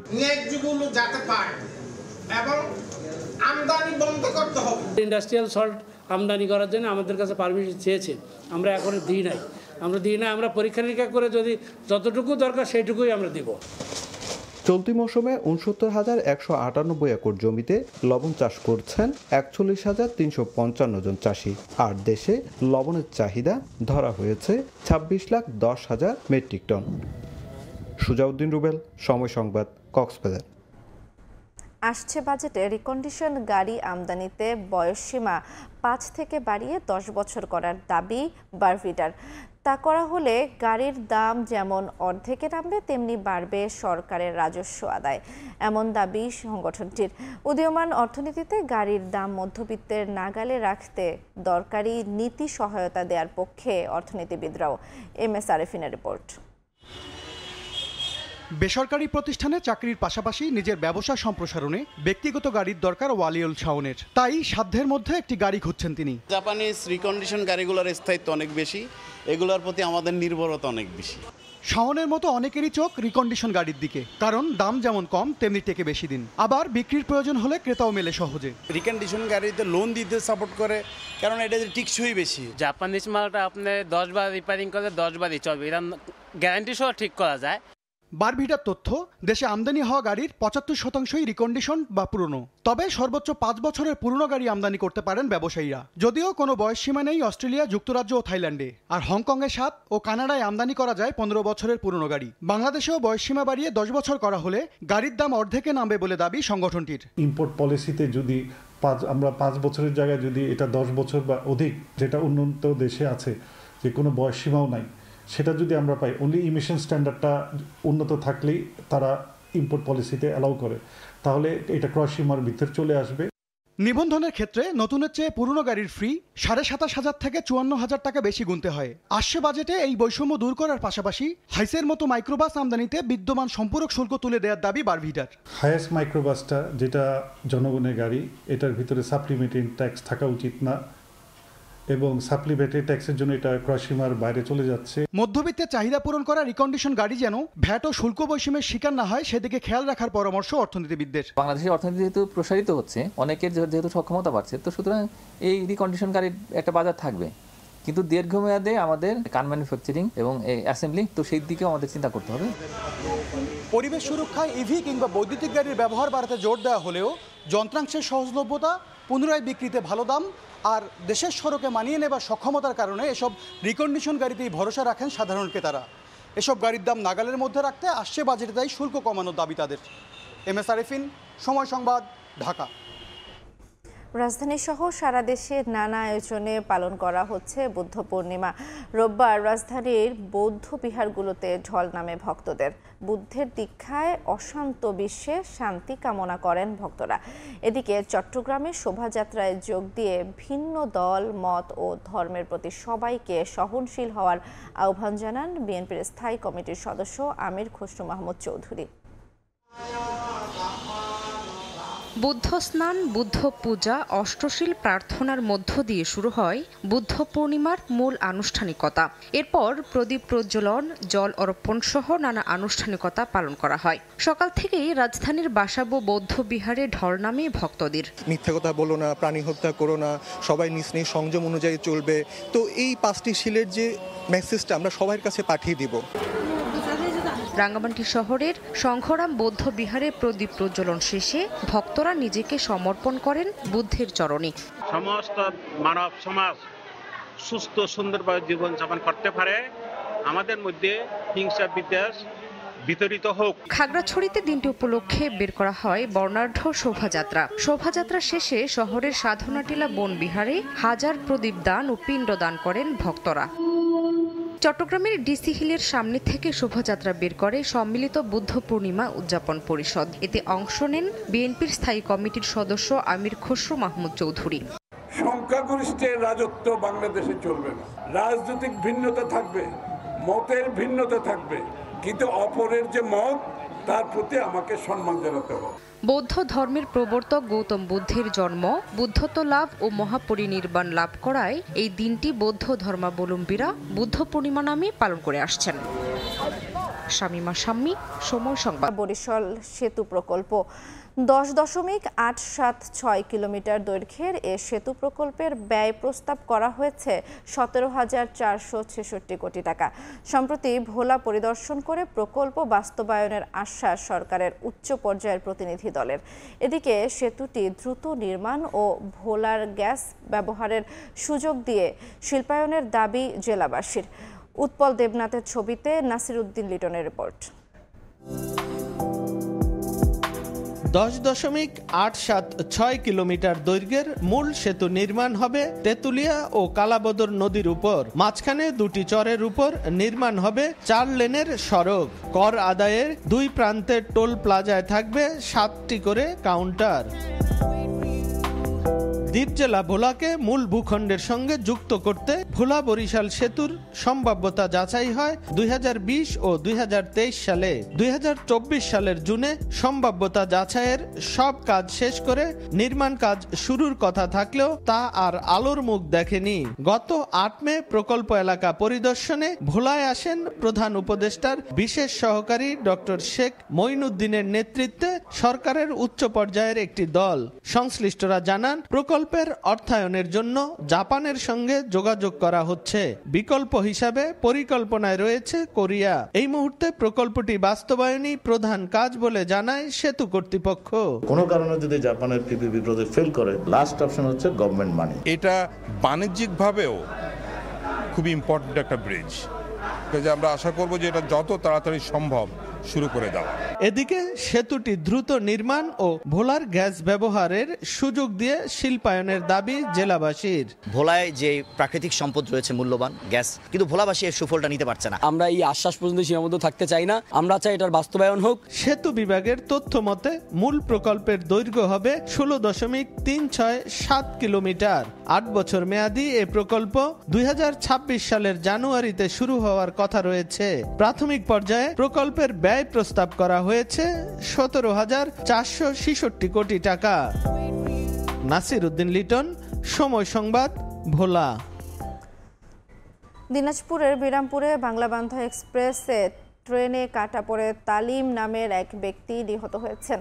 এ ঘটনায় আহত হয়েছে তার 3.5 বছর বয়সী ছেলে। পুলিশ জানায়, শহর থেকে ওষুধ কিনে বাসায় ফিরছিলেন তালিম ও তার ছেলে। বিরামপুরের বসুন্ধরা এলাকায় পৌঁছালে পঞ্চগড় থেকে রাজশাহীর উদ্দেশ্যে ছেড়ে আসা বাংলাবান্ধা এক্সপ্রেস ট্রেনটি তাদের ধাক্কা দেয়। ছিটকে পড়ে ঘটনাস্থলেই মারা যান তালিম, আহত হয় তার সন্তান। তালিম বিরামপুর শহরের হাজারদাগ এলাকার বাসিন্দা ছিলেন।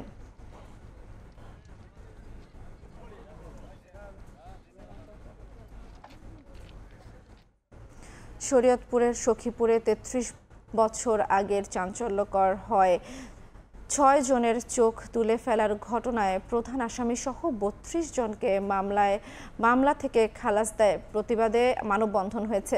রোববার বিকেলে চরকুমারী ইউনিয়নের মোল্লারহাটে স্থানীয়রা এ কর্মসূচি পালন করেন। বক্তারা দাবি করেন, 1992 সালের 10 ডিসেম্বর রাতে পূর্ব বিরোধের জেরে স্থানীয় 6 জনের চোখ তুলে ফেলেন সখীপুর থানা বিএনপি যুগ্ম আহ্বায়ক আজমুল হক নান্টু মালত সহ তার সমর্থকরা। ঘটনার পরদিন আহত শরীফ সর্দারের বড় ভাই নুরুল ইসলাম মোল্লা বাদী হয়ে নান্টু মালত সহ 32 জনকে আসামি করে আদালতে মামলা করেন। পরে বিভিন্ন সময় আদালত থেকে খালাস পান আসামিরা। ভুক্তভোগীদের দাবি, অসহায় হওয়ায় সে সময় মেলেনি বিচার। কয়টা ফ্যামিলিটা নষ্ট করে দিছে।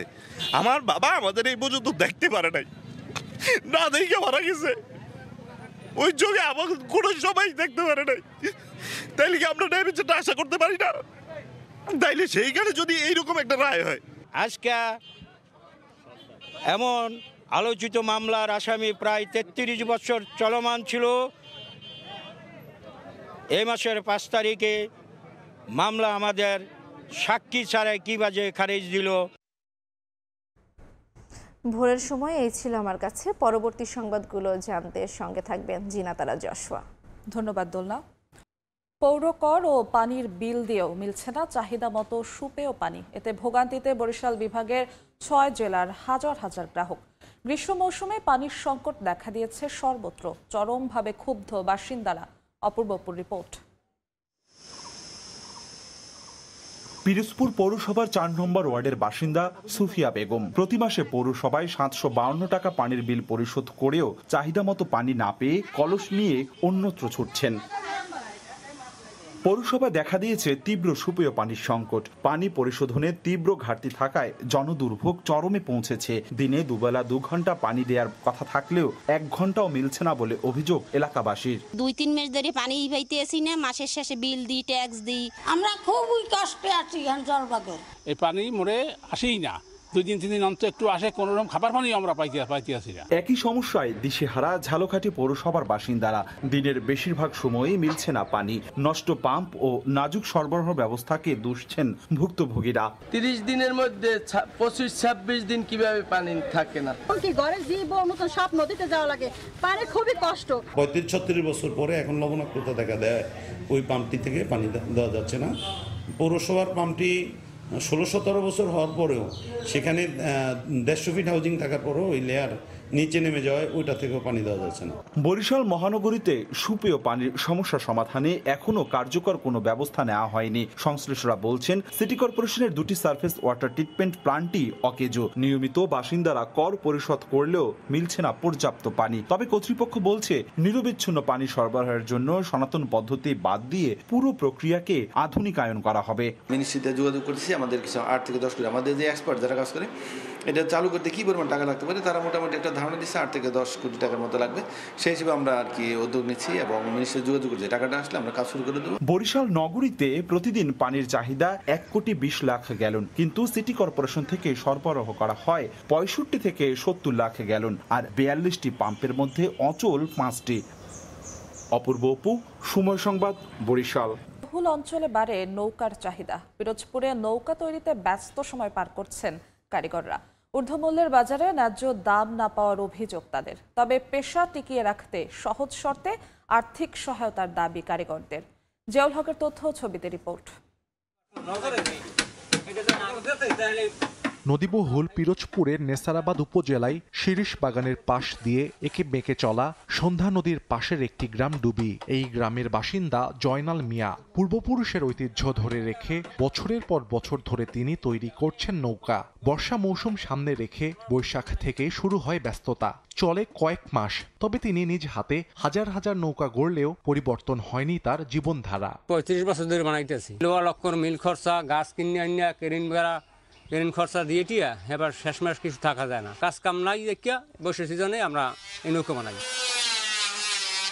জয়নালের মতো নেসারাবাদের গগনো চামি গ্রামের 300 পরিবারের কয়েক হাজার সদস্য নৌকা তৈরির পেশায় জড়িত। প্রকারভেদে এক একটি নৌকা বিক্রি হয় 4 থেকে 8 হাজার টাকায়। তবে ন্যায্য দাম না পাওয়ার অভিযোগ কারিগরদের। দাদা করছে, আমার বাবা করছে, আমার ভাই করে, আমি করি। বর্ষা সিজন আসবে, এসে গেছে, মানুষজন চলাচল রাস্তাঘাটে বাইরে পারবে না, তাদের নৌকা লাগবে। পরিবারে একটা নৌকা লাগে। 10 হাত, 9 হাত, 11 হাত উপরে এইটাই আমরা তৈরি। সকাল হইতে বিকেল আমার 500 টাকা থাকে, আর না কমও থাকতে পারে। সরকার আমাকে একটু বিনা সুদে লোন দিতে, তাহলে আমরা অনেক লাভবান হইতাম। নৌকা তৈরির পেশা টিকিয়ে রাখতে প্রয়োজন সহজ শর্তে আর্থিক সহায়তা। এ বিষয়ে ব্যবস্থা নেওয়ার কথা জানিয়েছে বিসিক। যাতায়াত এবং বাণিজ্যিক কাজে এ সকল নৌকা ব্যবহৃত হয়ে থাকে। বর্ষা মৌসুমে যথেষ্ট চাহিদা রয়েছে। নৌকার কারিগরদেরকে বিসিক থেকে ক্ষুদ্র ঋণ সহায়তা দেওয়া হয়। পিরোজপুরের নেসারাবাদে মৌসুমে প্রতিটি হাটে বিক্রি হয় 8 থেকে 10 লাখ টাকার নৌকা। বছরে এ বাণিজ্য গিয়ে দাঁড়ায় 10 কোটি টাকায়। সময় সংবাদ। বিমানবন্দরে বিদেশি মুদ্রা, 10টি মোবাইল ও 2 কার্টুন সুতা সহ এক যাত্রীকে আটক করা হয়েছে। রোববার দুপুরে বিমানবন্দর নিরাপত্তা বিভাগ ও বেবিচক সদর দফতর যৌথভাবে অভিযান চালিয়ে এগুলো উদ্ধার করে। জানা যায়, টার্মিনাল ভবনের আন্তর্জাতিক বহির্গমন 7 নম্বর গেটে বাংলাদেশ এয়ারলাইন্সের দুবাইগামী ফ্লাইটের যাত্রী সাইম নওয়াজকে তল্লাশি চালানো হয়। পরে তার ব্যাগেজ থেকে 30,000 দিরহাম বৈদেশিক মুদ্রা, 10টি মোবাইল ফোন ও 2 কার্টন সুতা উদ্ধার হয়।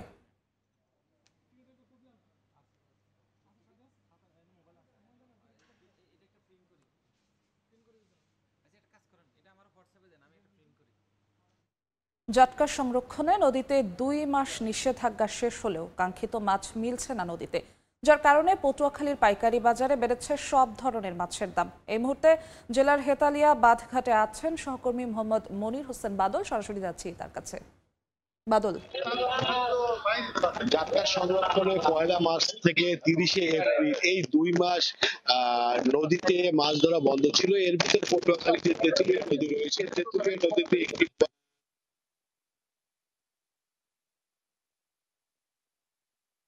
এবং পাইকারি মাছের বাজারে প্রচুর পরিমাণ মাছ আসবে। সাধারণ কম মূল্যে যে মাছগুলো রয়েছে এই মাছগুলো ধরা পড়বে এবং পাইকারি মাছের বাজারে প্রচুর পরিমাণ মাছ আসবে এবং সাধারণ ক্রেতাদের মাছ ধরা শুরু হলো, কিন্তু সমুদ্রে মাছ ধরা বন্ধ থাকার কারণে যে পটুয়াখালী আমরা যে বাজারে রয়েছি, পটুয়াখালী যে হেতালিয়া মাছের পাইকারি বাজার, এটি কিন্তু প্রতিদিনও কিন্তু হাট ডাকে মুখরিত। বর্তমানে সমুদ্রে মাছ ধরা বন্ধ থাকার কারণে কিন্তু মাছের বাজারে মাছ নেই বললেই চলে। নদীতে দু একটা মাছ দেখা যায়, বেশিরভাগই মাছ রয়েছে চাষের মাছ, তাও কিন্তু ক্রেতাদের হাতের নাগালে রয়েছে। আমরা যদি বলতে চাচ্ছি যে 1 কেজি পাঙ্গাস আমরা আগে দেখেছি যে 200 টাকা, 180 টাকা, 150 টাকা কেজি বিক্রি হতো, সেই পাঙ্গাস দেখেছি আজকে কিন্তু 250 থেকে 300 টাকা তারা চাচ্ছে রয়েছে। এদিকে রয়েছে আমরা একটু আগে দেখেছি যে তেলাপিয়ার মাছটা 150 থেকে 80 টাকা কেজি বিক্রি হতো, সেটি কিন্তু 200 টাকার উপরে বর্তমানে বিক্রি হচ্ছে। এছাড়া যে সামুদ্রিক যে মাছগুলো রয়েছে এগুলো নেই, তাছাড়া রয়েছে নদীর কিছু মাছ রয়েছে, এই নদীর মাছগুলোই কিন্তু অনেকটা মানুষের হাতের নাগালের বাইরে রয়েছে, যাও মানুষ যা ক্রেতারা কিনতে আসছে তারা কিন্তু আমরা সর্বোপরি বলতে চাচ্ছি, যদি মানুষের টাকা হলেও কিন্তু মিলছি না যে রূপালী ইলিশ মানুষের, আমরা কিন্তু আজকে এই বাজার ঘুরে এই পটুয়াখালী হেতালিয়া পাইকারি মাছের বাজার ঘুরে দেখলাম একটিও কিন্তু রূপালী ইলিশ নেই, যার কারণে মানুষ যারা এই দক্ষিণাঞ্চলে মানুষ রূপালী ইলিশ খেতে থাকলো, তারা রূপালী ইলিশ কিনতে আসে, কিন্তু আসলে না। তবে এখানে যে ক্রেতাদের কিন্তু একটি রয়েছে যে তারা আগামীতে যে পরিমাণ মাছ কিনছে কিন্তু এখন সেই টাকায় মাছ কিনতে পারছে না। আর এ বিষয়ে যে আমি এখানে যে পাইকাররা রয়েছে যারা মাছ বিক্রি করে তাদের সাথে কথা বলেছি, তারা যে বিষয়টা জানিয়েছে যে মাছের নদীতে যে পরিমাণ মাছ ধরার কথা ছিল জেলেদের জালে, সে পরিমাণ কিন্তু মাছ পড়ছে না, যার অনেকটাই বেশি। আমি সর্বশেষ কথা বলেছি পটুয়াখালী যে জেলা মৎস্য কর্মকর্তা রয়েছে মোহাম্মদ কাদরুল ইসলাম, তার সাথে কথা বলেছি যে মাছ না পাওয়ার বিষয়টা জানতে চেয়েছি তার কাছে। যে বিষয়টা জানিয়েছে যে নদীতে যেহেতু আমরা সফলভাবে যাত্রা সংরক্ষণ 2 মাস সফলভাবে আমরা সম্পূর্ণ করেছি এবং সমুদ্রে যেহেতু 58 দিন মাছ ধরা বন্ধ রয়েছে, আশা করি যে 2-4 দিনের মাত্রা বেশি রয়েছে, সেজন্য নদীতে পানি গরম থাকে না, নদীতে মাছ পড়ছে না। তবে বৃষ্টি হলে নদীতে প্রচুর পরিমাণ মাছ পড়বে এবং পটুয়াখালী যে পাইকারি হেতালিয়া বাজার সহ অন্যান্য যে পাইকারি মাছের বাজার রয়েছে এতে প্রচুর পরিমাণ মাছ ধরা পড়বে এবং মাছের দামটা হাতে নাগালে থাকবে। এই ছিল পটুয়াখালী হেতালিয়া বাজার থেকে আমার কাছে পাইকারি মাছের বাজারে সর্বশেষ। সরাসরি ছিলাম পটুয়াখালী বান ঘিরে বৈপ্লবিক পরিবর্তনের মুখে পড়েছে নৌবাহিনীর আকাশ যুদ্ধের কাঠামো। বিশ্লেষকদের মতে সমুদ্র পৃষ্ঠে লড়াইয়ের কৌশলে এটি শুধু প্রযুক্তিগত উন্নয়ন নয়, একটি প্রজন্মগত পরিবর্তন।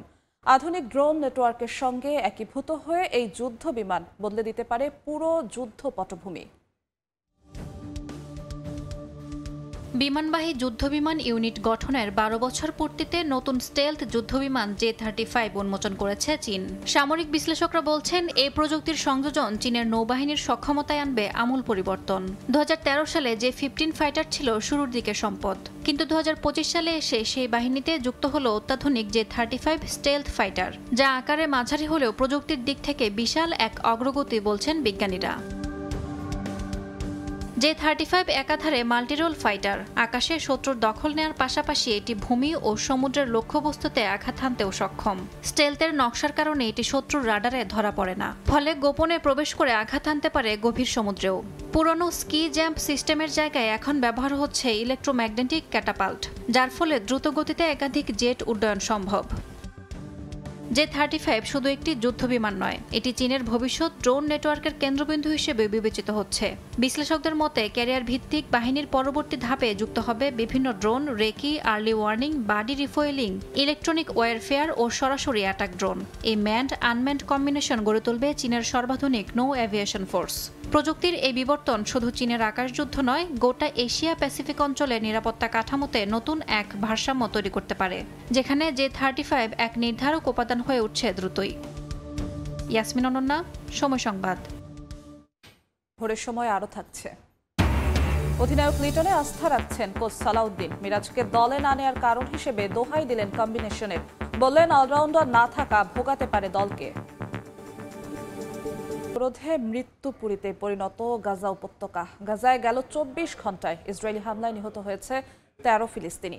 গাজার স্বাস্থ্য মন্ত্রণালয় জানায় খাদ্যাভাবে ও অপুষ্টিজনিত কারণে মৃত্যুর ঝুঁকিতে রয়েছে গাজার 65,000 শিশু। গাজায় আটকে থাকা শেষ জীবিত মার্কিন জিম্মিকে মুক্তি দেওয়ার পরিকল্পনার কথা জানিয়েছে হামাস। এদিকে ইয়েমেনে বিমান হামলা চালিয়েছে নেতানিয়াহু বাহিনী। গাজা উপত্যকায় ইসরায়েলি আগ্রাসন যেন থামার নয়। খাদ্য, পানি, ঔষধ ও জ্বালানির মারাত্মক সংকটে 23 লাখ মানুষ। জাতিসংঘ জানায় চ্যারিটি কিচেনগুলো বন্ধ হয়ে যাওয়ায় প্রতিদিনই বেড়ে চলেছে দুর্ভিক্ষের শিকার মানুষের সংখ্যা। এদিকে স্থানীয় সময় রোববার গাজায় ইসরায়েলের বিমান হামলা, ড্রোন হামলা ও গোলাবর্ষণে প্রাণ গেছে বহু ফিলিস্তিনির। গেল 70 দিনে 39,000 ত্রাণবাহী ট্রাক আটকে রেখেছে ইসরায়েল। বন্ধ হয়ে গেছে সব বেকারি। গাজা স্বাস্থ্য মন্ত্রণালয় জানায় খাদ্যাভাব ও অপুষ্টিজনিত কারণে মৃত্যুর ঝুঁকিতে রয়েছে 65,000 শিশু। জাতিসংঘ বলছে সামরিক অঞ্চল বানিয়ে ত্রাণ বিতরণ ব্যবস্থা নিয়ন্ত্রণে নেয়া মানবিক নীতিমালার লঙ্ঘন। এদিকে ফিলিস্তিনের শরণার্থীদের জন্য জাতিসংঘের সংস্থা সতর্ক করে বলে, অবরোধ যত দীর্ঘ হবে ফিলিস্তিনের অপরিবর্তনীয় ক্ষতি হবে তত বেশি।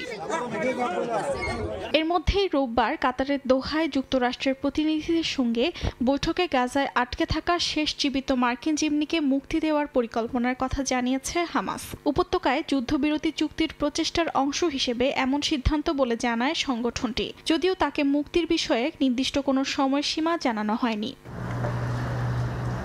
এদিকে একই দিন ইয়েমেনের হাউথি নিয়ন্ত্রিত হোদেইদা বন্দর এলাকায় একাধিক হামলা চালায় ইসরায়েলি যুদ্ধ বিমান। তেল আবিবের বেন গুরিয়ন বিমানবন্দরে হাউথি ড্রোন হামলার জবাব হিসেবেই এই অভিযান বলে জানায় দেশটির সেনাবাহিনী। অর্জিতা শাহজিন, সময় সংবাদ। পারমাণবিক কর্মসূচির বিষয়ে চতুর্থ দফার কঠিন আলোচনায় ওমানে মুখোমুখি হয়েছে ইরান ও যুক্তরাষ্ট্র। প্রেসিডেন্ট ট্রাম্পের মধ্যপ্রাচ্য সফরের ঠিক আগে এই আলোচনা আঞ্চলিক উত্তেজনার মধ্যে সম্ভাব্য সমঝোতার আভাস দিলেও ইরান এখনও সমৃদ্ধকরণ নিয়ে অনড়। তবে শান্তিপূর্ণ গবেষণার অধিকার থেকে তারা এক চুলও সরবে না। বিশেষজ্ঞরা বলছেন, সময়ের চাপ, অভ্যন্তরীণ অস্থিরতা আর যুদ্ধ পরিস্থিতি মিলিয়ে আলোচনার ভবিষ্যৎ এখনও অনিশ্চিত। স্থানীয় সময় রোববার ওমানের রাজধানী মাস্কটে সরাসরি ও পরোক্ষ আলোচনায় বসে ইরান ও যুক্তরাষ্ট্র। 3 ঘণ্টা ব্যাপী এই আলোচনার নেতৃত্বে ছিলেন ইরানি পররাষ্ট্রমন্ত্রী আব্বাস আরাকচি ও মার্কিন দূত স্টিভ উইটকফ। যদিও তেহরান দাবি করেছে আলোচনা হয়েছে একান্তই পরোক্ষভাবে। ওমানি পররাষ্ট্রমন্ত্রী বদর আল বুসাইদি একাধিকবার বার্তা আদান প্রদানের ভূমিকা পালন করেছেন।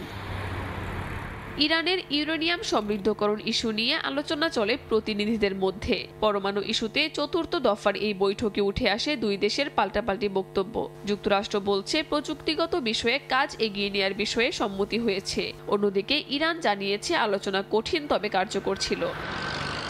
যুক্তরাষ্ট্র চায় নাতাঞ্জ, ফোর্ডো ও ইস্পাহান 3টি কেন্দ্রীয় স্থাপনা সহ সবকিছু বন্ধ হোক, কিন্তু তেহরান বলছে এই কর্মসূচি ইরানের পরমাণু বিজ্ঞানীদের রক্তের ফসল, আর এতে আপোষের কোনো সুযোগ নেই। কিছু মাত্রা নির্ধারণে আগ্রহ দেখালেও সমৃদ্ধকরণ পুরোপুরি বন্ধ করার কথা মানছে না তেহরান। আলোচনার ঠিক পরপরই তেহরানে মন্ত্রিসভার বৈঠকে মুখ খোলেন প্রেসিডেন্ট মাসুদ পেজেশকিয়ান। বলেন, ইরান কোনো পারমাণবিক অস্ত্র চায় না, তবে কৃষি, চিকিৎসা ও শিল্পে পারমাণবিক প্রযুক্তির শান্তিপূর্ণ ব্যবহারে তেহরান অনড় থাকবে বলে জোর দেন তিনি। কাকুলি আখতার, সময় সংবাদ। পাকিস্তানে আলাদা ঘটনায় নিহত হলেন 4 পুলিশ সদস্য, আহত অন্তত 2 জন। দেশটির খাইবার পাখতুনখোয়ার পেশোয়ারের মল মান্ডির কাছে পুলিশের মোবাইল টিমকে টার্গেট করে স্থানীয় সময় রোববার জঙ্গিরা। বিস্ফোরণে ঘটনাস্থলেই নিহত হন একজন সাব ইন্সপেক্টর সহ 3 পুলিশ সদস্য। পেশোয়ারের ক্যাপিটাল সিটি পুলিশ জানায় এটি ছিল পরিকল্পিত আত্মঘাতী হামলা। একই দিন বেলুচিস্তানের গওয়াদারেও একটি মসজিদের কাছে হামলাকারীরা গ্রেনেড ছুড়ে মারলে বন্দুকযুদ্ধে নিহত হন আরেক কনস্টেবল।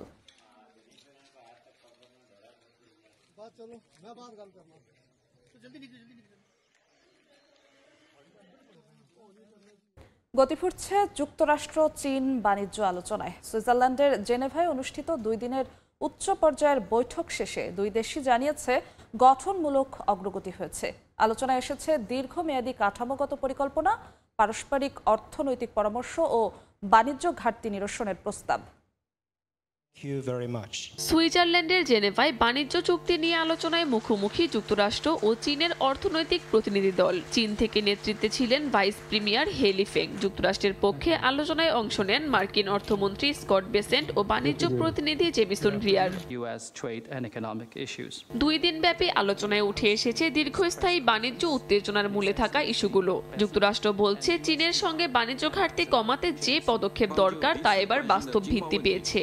রোববার চীনের পক্ষ থেকে জানানো হয়েছে আলোচনার ধরন ছিল খোলামেলা, গভীর ও গঠনমূলক। 2 দেশে একটি স্থায়ী অর্থনৈতিক ও বাণিজ্য পরামর্শ কাঠামো গঠনে সম্মত হয়েছে। এই ফোরামের মাধ্যমে ভবিষ্যতে দ্বিপাক্ষিক ইস্যুগুলো আলোচনার মাধ্যমে সমাধানের পথে এগোনো যাবে বলে আশা প্রকাশ করেছে উভয় পক্ষ। বৈঠকের সময় যুক্তরাষ্ট্রের প্রেসিডেন্ট ডোনাল্ড ট্রাম্পকে অবহিত করা হয় প্রতিটি পদক্ষেপ সম্পর্কে। ওয়াশিংটনের অবস্থান স্পষ্ট, $1.2 ট্রিলিয়ন বাণিজ্য ঘাটতি একটি ন্যাশনাল ইমার্জেন্সি, যার সমাধানে এখন প্রয়োজন টেকসই ও ন্যায্য চুক্তি।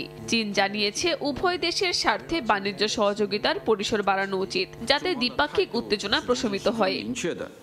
কাকলি আখতার, সময় সংবাদ। বক্তব্যে বিশ্ব শান্তি প্রতিষ্ঠার আহ্বান জানিয়েছেন ক্যাথলিক চার্চের নতুন পোপ লিও চতুর্দশ। ভ্যাটিকানের সেন্ট পিটার্স স্কোয়ারে লাখো মানুষের সামনে দেয়া বক্তব্যে ইউক্রেন, গাজা, ভারত পাকিস্তানের সংঘাত সহ বিশ্বের সব যুদ্ধ বন্ধের আকুতি জানান তিনি। এ সময় গাজায় মানবিক সাহায্য পৌঁছানোর আহ্বানও জানান পোপ লিও। বৃহস্পতিবার মাত্র 2 দিনের কনক্লেভ শেষে নির্বাচিত হন ক্যাথলিক চার্চের 267তম পোপ লিও চতুর্দশ। রোববার ভ্যাটিকানের সেন্ট পিটার্স ব্যাসিলিকার কেন্দ্রীয় বারান্দায় এসে প্রথমবারের মতো জনতার উদ্দেশ্যে বক্তব্য দেন নতুন পোপ। রেজিনা চেইলি প্রার্থনা পাঠ করে শুরু করেন তার প্রথম জনসম্মুখ বার্তা। এ সময় তিনি 80 বছর আগের দ্বিতীয় বিশ্বযুদ্ধের ভয়াবহতার কথা স্মরণ করে দুঃখ প্রকাশ করেন। 6 কোটির বেশি প্রাণ কেড়ে নেওয়া এই ধরনের যুদ্ধ যেন ইতিহাসে আর না ফিরে আসে, এমন প্রত্যাশাই করেন। 80 বছর আগে 8 মে ভয়াবহ দ্বিতীয় বিশ্বযুদ্ধ শেষ হয়েছিল। সে যুদ্ধে 6 কোটি মানুষ প্রাণ হারায়। আজ যখন পৃথিবীর নানা প্রান্তে খণ্ড খণ্ডভাবে তৃতীয় বিশ্বযুদ্ধ চলছে, যেমনটি পোপ ফ্রান্সিস বরাবর বলেছেন, আমিও বিশ্বের শক্তিধর দেশগুলোর কাছে আহ্বান জানাই, আর যুদ্ধ নয়। বার্তায় গাজায় ইসরায়েলের আগ্রাসনের কথাও তুলে ধরেন নবনির্বাচিত পোপ। তিনি বলেন, গাজায় যা ঘটছে তা দেখে তিনি গভীরভাবে শোকাহত। যুদ্ধ বন্ধের আহ্বান জানান, মানবিক সহায়তা যেন নিরবিচ্ছিন্নভাবে পৌঁছাতে পারে তা নিশ্চিত করার দাবি তোলেন এবং সব বন্দীর মুক্তি চান। এ সময় ইউক্রেন পরিস্থিতি নিয়েও গভীর উদ্বেগ প্রকাশ করেন পোপ। তিনি বলেন, ইউক্রেনীয় জনগণের কষ্ট তার হৃদয়ে গভীর দাগ কেটেছে। পাশাপাশি দ্রুত একটি প্রকৃত, ন্যায্য ও স্থায়ী শান্তি প্রতিষ্ঠার আশাবাদ ব্যক্ত করেন। পরে পোপ ভারত ও পাকিস্তানের যুদ্ধবিরতির ঘোষণাকে স্বাগত জানান। এই ঘোষণায় তিনি আনন্দিত এবং আশা প্রকাশ করেন যে 2 দেশের মধ্যে আলোচনা চলমান থাকবে এবং একটি স্থায়ী সমাধানে পৌঁছানো সম্ভব হবে। পরে লাতিন ভাষায় আশীর্বাদ দেন পোপ। ভ্যাটিকান কর্তৃপক্ষ জানায়, এদিন প্রায় 1 লাখ মানুষ অংশ নিয়েছেন এই সমাবেশে। মা দিবস উপলক্ষে সকল মাকে শুভেচ্ছা জানাতেও ভুলেননি পোপ লিও। সমাপ্তিতে জনতার করতালির মাঝে সেন্ট পিটার্স ব্যালকনি থেকে বিদায় নেন ক্যাথলিক চার্চের এই নতুন মুখ। মালিহা সুহরওয়ার্দী, সময় সংবাদ। বাংলাদেশ দলকে নেতৃত্ব দেয়া সহজ কাজ নয়, দায়িত্বের বিরাট চাপ থাকে। স্বল্পভাষী হওয়ায় লিটন দাসকে অনেকে ভুল বোঝে, তবে অধিনায়ক হিসেবে সে ভালো করবে, এমন প্রত্যাশা সিনিয়র সহকারী কোচ মোহাম্মদ সালাউদ্দিনের। অফ ফর্ম সত্ত্বেও সংক্ষিপ্ত ফরম্যাটে শান্তকে দলে নেওয়া আর ইনফর্ম মিরাজকে না রাখার ব্যাখ্যায় কম্বিনেশনের কথা বলেছেন সালাউদ্দিন। জানিয়েছেন, অলরাউন্ডার না থাকায় টিম সাজাতে বেশ সমস্যায় পড়তে হচ্ছে, তবে ক্যাম্পে ক্রিকেটারদের প্রস্তুতি নিয়ে সন্তুষ্ট এই কোচ। পাকিস্তান সিরিজ অনিশ্চিত, কদিন বাদে আরব আমিরাতে খেলতে যাবে বাংলাদেশ। সামনে আবার এশিয়া কাপ রয়েছে, টি-20 বিশ্বকাপও। লিটনের অধীনে সংক্ষিপ্ত ফরম্যাটে নতুন যুগে টাইগাররা, যদিও তার পারফরমেন্স নিয়ে চিন্তা থাকবে কিছুটা। অধিনায়ক হিসেবে এলকেডির কাছে প্রত্যাশার জায়গাটা বড় টিম ম্যানেজমেন্টের। লিটনকে আমরা সবসময় একটু অন্যভাবে দেখি, কথা কম বলে, হয়তো আপনাদের সাথে অত কথা কম বলে, বা যারা কাছে থেকে মিশে তারা হয়তো তাদের সেই ভুল ধারণা হয়ে যাবে। যে ভুল ধারণা আপনাদের সাকিবের বেলায় ছিল। সে খুব ভালো টেকনিশিয়ান, ফিল্ড প্লেসমেন্ট সম্পর্কে, বলারের শক্তি সম্পর্কে তার ভালো আইডিয়া আছে, এবং অপোনেন্ট সম্পর্কে সে খুব ভালোভাবে সে গেম অ্যানালাইসিস করে। এবং টি-20 কীভাবে ফিল্ড সেট আপ করতে হবে, কীভাবে গেমটাকে আগায় নিতে হবে, কীভাবে বা ব্যাটিংটাও কীভাবে আগায় নিতে হবে সেটা সম্পর্কে তার পরিষ্কার ধারণা আছে। 2026 টি-20 বিশ্বকাপ মাথায় রেখেই বাংলাদেশের এই দলটাকে প্রস্তুত করছে টিম ম্যানেজমেন্ট। তবে দলে নেই জেনুইন কোনো অলরাউন্ডার। একাদশ সাজানো নিয়ে আছে দুশ্চিন্তা। এছাড়া এই দুই সিরিজে রাখা হয়নি মেহেদী মিরাজকেও। অলরাউন্ডার না থাকলে স্পেশালি হোয়াইট বলে খুব ডিফিকাল্ট টিমটাকে আসলে, কারণ যারা উপরে ব্যাটিং করে তাদের জন্য অনেক প্রেশার হয়ে যায়। মিরাজ বিশ্বের one of the best allrounder, সে যদি খেলতে পারতো সেটা আমাদের জন্য ভালো হতো। টিম হয়তো মাঝে মাঝে আপনাকে কিছু কম্বিনেশনের কারণে তো আপনার বেস্ট প্লেয়ারটাকে আপনাকে হয়তো বাইরে রাখতে হচ্ছে। টি-20 ধুমধারাক্কা ক্রিকেটের সঙ্গে এখনও সেভাবে মানিয়ে নিতে পারেনি বাংলাদেশ। আরব আমিরাত ও পাকিস্তান সিরিজের স্কোয়াডে সেজন্যই ব্যাটারদের আধিক্য রাখা হয়েছে 5 টপ অর্ডার ব্যাটসম্যান। যদিও সাম্প্রতিক পারফরমেন্স বিবেচনায় তাদের মধ্যে কিছুটা ব্যাকফুটে নাজমুল হোসেন শান্ত। একাদশে জায়গা পাওয়া তার জন্য কঠিন হবে। এছাড়া পরিবর্তন হতে পারে তার ব্যাটিং অর্ডার। দলের প্রয়োজনে সবারই যে কোনো সিদ্ধান্ত সহজভাবে নেয়ার অনুরোধ সালাউদ্দিনের। এটা বাংলাদেশ টিম, আপনি কয় নাম্বারে আগে ব্যাটিং করে আসছেন সেটা খুব বেশি ইম্পর্টেন্ট না আমাদের কাছে, ঠিক আছে। টিমের যদি আপনার রিকোয়ারমেন্ট যদি মনে হয় যে আপনাকে 7 নম্বরে ব্যাটিং করতে হবে, আপনি ওপেনার, আপনার 7 নম্বরেই ব্যাটিং করতে হবে। আমরা একটা কালচার চেঞ্জ করার চেষ্টা করতেছি যে এটা কারোর একার সম্পত্তি না, এটা পুরো দেশের সম্পত্তি। আপনাকে যে রুল দেওয়া হবে সেটা আপনার যদি ভালো নাও লাগে আপনাকে পালন করতে হবে, ভালো না লাগলে আপনি এখানে খেলার দরকার নেই আপনার। 2 ম্যাচের টি-20 সিরিজ খেলতে বুধবার আরব আমিরাতে যাবে বাংলাদেশ। তবে পাকিস্তান ও ভারতের বিপক্ষে 2 গুরুত্বপূর্ণ সিরিজ মাঠে গড়াবে কিনা তা চূড়ান্ত নয়। তবু এশিয়া কাপ ও বিশ্বকাপ সামনে রেখে শুরু হওয়া ক্যাম্প ক্রিকেটারদের স্কিল ও ফিটনেসের উন্নতিতে বিরাট ভূমিকা রাখছে বলে মনে করেন টাইগারদের সিনিয়র সহকারী কোচ তামিম হোসেন। সময় সংবাদ, ঢাকা। এদিকে সংযুক্ত আরব আমিরাতের বিপক্ষে সিরিজকে সামনে রেখে 6ষ্ঠ দিনের মতো অনুশীলন করেছে বাংলাদেশ। অন্তত একটি সিরিজ নিয়ে দুশ্চিন্তা কেটে যাওয়ায় কিছুটা স্বস্তিতে টাইগাররা। পাকিস্তান থেকে ফিরে এই দলের সঙ্গে যোগ দিয়েছেন পেসার নাহিদ রানা। তবে বিশ্রামে ছিলেন রিশাদ হোসেন। এদিন তীব্র তাপপ্রবাহের মধ্যেও ব্যাটিং নিয়ে আলাদা কাজ করেছে দল। একাডেমি টু বিসিবির জিম কক্ষ, স্বল্প দূরত্ব তবু স্বস্তিতেই হেঁটে যাওয়া। উদ্বেগ কেটে যাওয়ায় প্রতিটা পদক্ষেপেই নাহিদ রানা জানেন এই মুহূর্তটা কতটা আরাধ্যের। পিএসএল খেলতে গিয়ে পাকিস্তানে আটকা, এরপর বিসিবি আর পিসিবির উদ্যোগে দেশে ফেরা। কিন্তু 24 ঘন্টা না পেরুতেই অনুশীলনে ফিরলেন নাহিদ। যেতে যেতে পেছনে এক পলক ফেরা। গ্রাউন্ডসম্যানদের প্রশ্নটাও অনুমান করা গেল, হয়তো অভিজ্ঞতায় জানতে চাওয়া। স্মিত হাসিতে পাওয়া গেল সেই উত্তরও। জিম সেশনে ঘণ্টাখানেক কাটালেও মাঠের অনুশীলনে আসেননি নাহিদ। বিশ্রামে ছিলেন পাকিস্তান থেকে ফেরা আরেক ক্রিকেটার রিশাদও। তবে জাতীয় দলের ছিল আমিরাতের কন্ডিশনকে মাথায় রেখে তীব্র তাপপ্রবাহের মধ্যেও মধ্য দুপুরে ব্যস্ততা। নানা যদি কিন্তু দোলা চলে পাকিস্তান সিরিজ, তবে একেবারে বিফলে যাবে না এই অনুশীলন। অন্তত ইউএর বিপক্ষে 2 ম্যাচের সিরিজ তো হচ্ছে, তারপরই শ্রীলঙ্কা সফর, প্রস্তুতিতে তাই হাল ছাড়ার জো নাই। রুদ্ধতার অনুশীলনে এদিনও গণমাধ্যমের জন্য বরাদ্দ মোটে 15 মিনিট সময়। প্রথম কয়েকদিন ফিটনেস আর ব্যক্তিগত স্কিল নিয়ে আলাদা কাজ করলেও শেষ 2 দিনে গোটা দলই একসঙ্গে করেছে অনুশীলন। তবে এই দিন ছিল ব্যতিক্রম, ব্যাটিংয়ে ছিল আলাদা গুরুত্ব। 6ষ্ঠ দিনের অনুশীলনে স্পটলাইটে শেখ মেহেদী। থ্রোয়িং মেশিনের বিপরীতে ব্যাট করলেন দীর্ঘক্ষণ, তবে তাতে অস্বস্তি ছিল স্পষ্ট। কিছুক্ষণ বাদেই সিনিয়র সহকারী কোচ মোহাম্মদ সালাউদ্দিন ঠিকঠাক করে দিলেন পজিশন। এরপর মেহেদী লেটার মার্কসে পাস। থ্রোয়ার আর বোলার দুইটার বিপরীতেই সম্মুখে দেখা গেল সাবলীল। নাজমুল হোসেন শান্তরও ছিল নিজেকে ফিরে পাওয়ার চেষ্টা। অনুশীলনে ছিলেন শরীফুল হাসান, জাকের আলী অনেকরা। তবে সময়ের বাধ্যবাধকতায় তাদের পুরো অ্যাক্টিভিটিস দেখার উপায় নাই। মিরপুরে বুধবার আমিরাতের উদ্দেশ্যে উড়াল দেওয়ার আগে আরো 2 সেশন অনুশীলনের সুযোগ পাবেন টাইগাররা। মাহবুব রিমন, সময় সংবাদ, ঢাকা। জাতীয় স্টেডিয়াম ঢাকার মূল মাঠের সংস্কার শেষ হলেও বাইরের পরিবেশের বেহাল দশা। স্টেডিয়াম এলাকায় যত্রতত্র ছড়িয়ে ছিটে আছে ময়লার স্তূপ।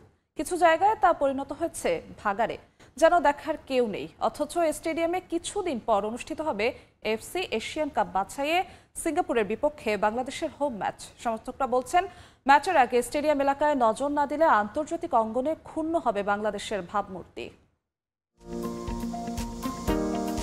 পাখির চোখে জাতীয় স্টেডিয়াম ঢাকা। গ্যালারিতে নতুন চেয়ার বসেছে, অত্যাধুনিক ফ্লাডলাইট সহ জায়ান্ট স্ক্রিন। ইট পাথরের ব্যস্ত শহরে মাথা উঁচু করে অস্তিত্বের জানান দিচ্ছে স্টেডিয়ামের নবনির্মিত শেড। প্রায় 5 বছরের সংস্কারের পর অপরূপ সাজে দেশের ফুটবলের আতুর ঘর। মাঠের সবুজ গালিচা অপেক্ষার প্রহর গুনছে হামজা সমিতদের। এএফসি এশিয়ান কাপ বাছাইয়ের ম্যাচ ঘিরে স্টেডিয়ামে চলছে শেষ মুহূর্তের প্রস্তুতি। ঘষে মেজে বাড়ানো হচ্ছে সৌন্দর্য। তবে স্টেডিয়ামের বাইরের চিত্র একেবারেই ভিন্ন, যেন আলোর নিচেই অন্ধকার। জাতীয় স্টেডিয়াম ঢাকার ভেতরটা যতটা সুন্দর ও মনোমুগ্ধকর, ঠিক তার উল্টো চিত্র বাইরের পরিবেশ। স্টেডিয়াম এলাকায় বিভিন্ন পাশে ছড়িয়ে ছিটিয়ে আছে ময়লার স্তূপ। বিভিন্ন জায়গায় তো তা পরিণত হয়েছে ভাগাড়ে। কিছুদিন পর বাংলাদেশ সিঙ্গাপুর বহুল কাঙ্ক্ষিত ম্যাচ আয়োজিত হবে এই স্টেডিয়ামে। খেলা দেখতে আসা সিঙ্গাপুরের সমর্থকদের সামনে স্টেডিয়ামের এই পরিবেশ বাংলাদেশের ফুটবল তথা বাংলাদেশের ইমেজ সংকটে ফেলবে না তো?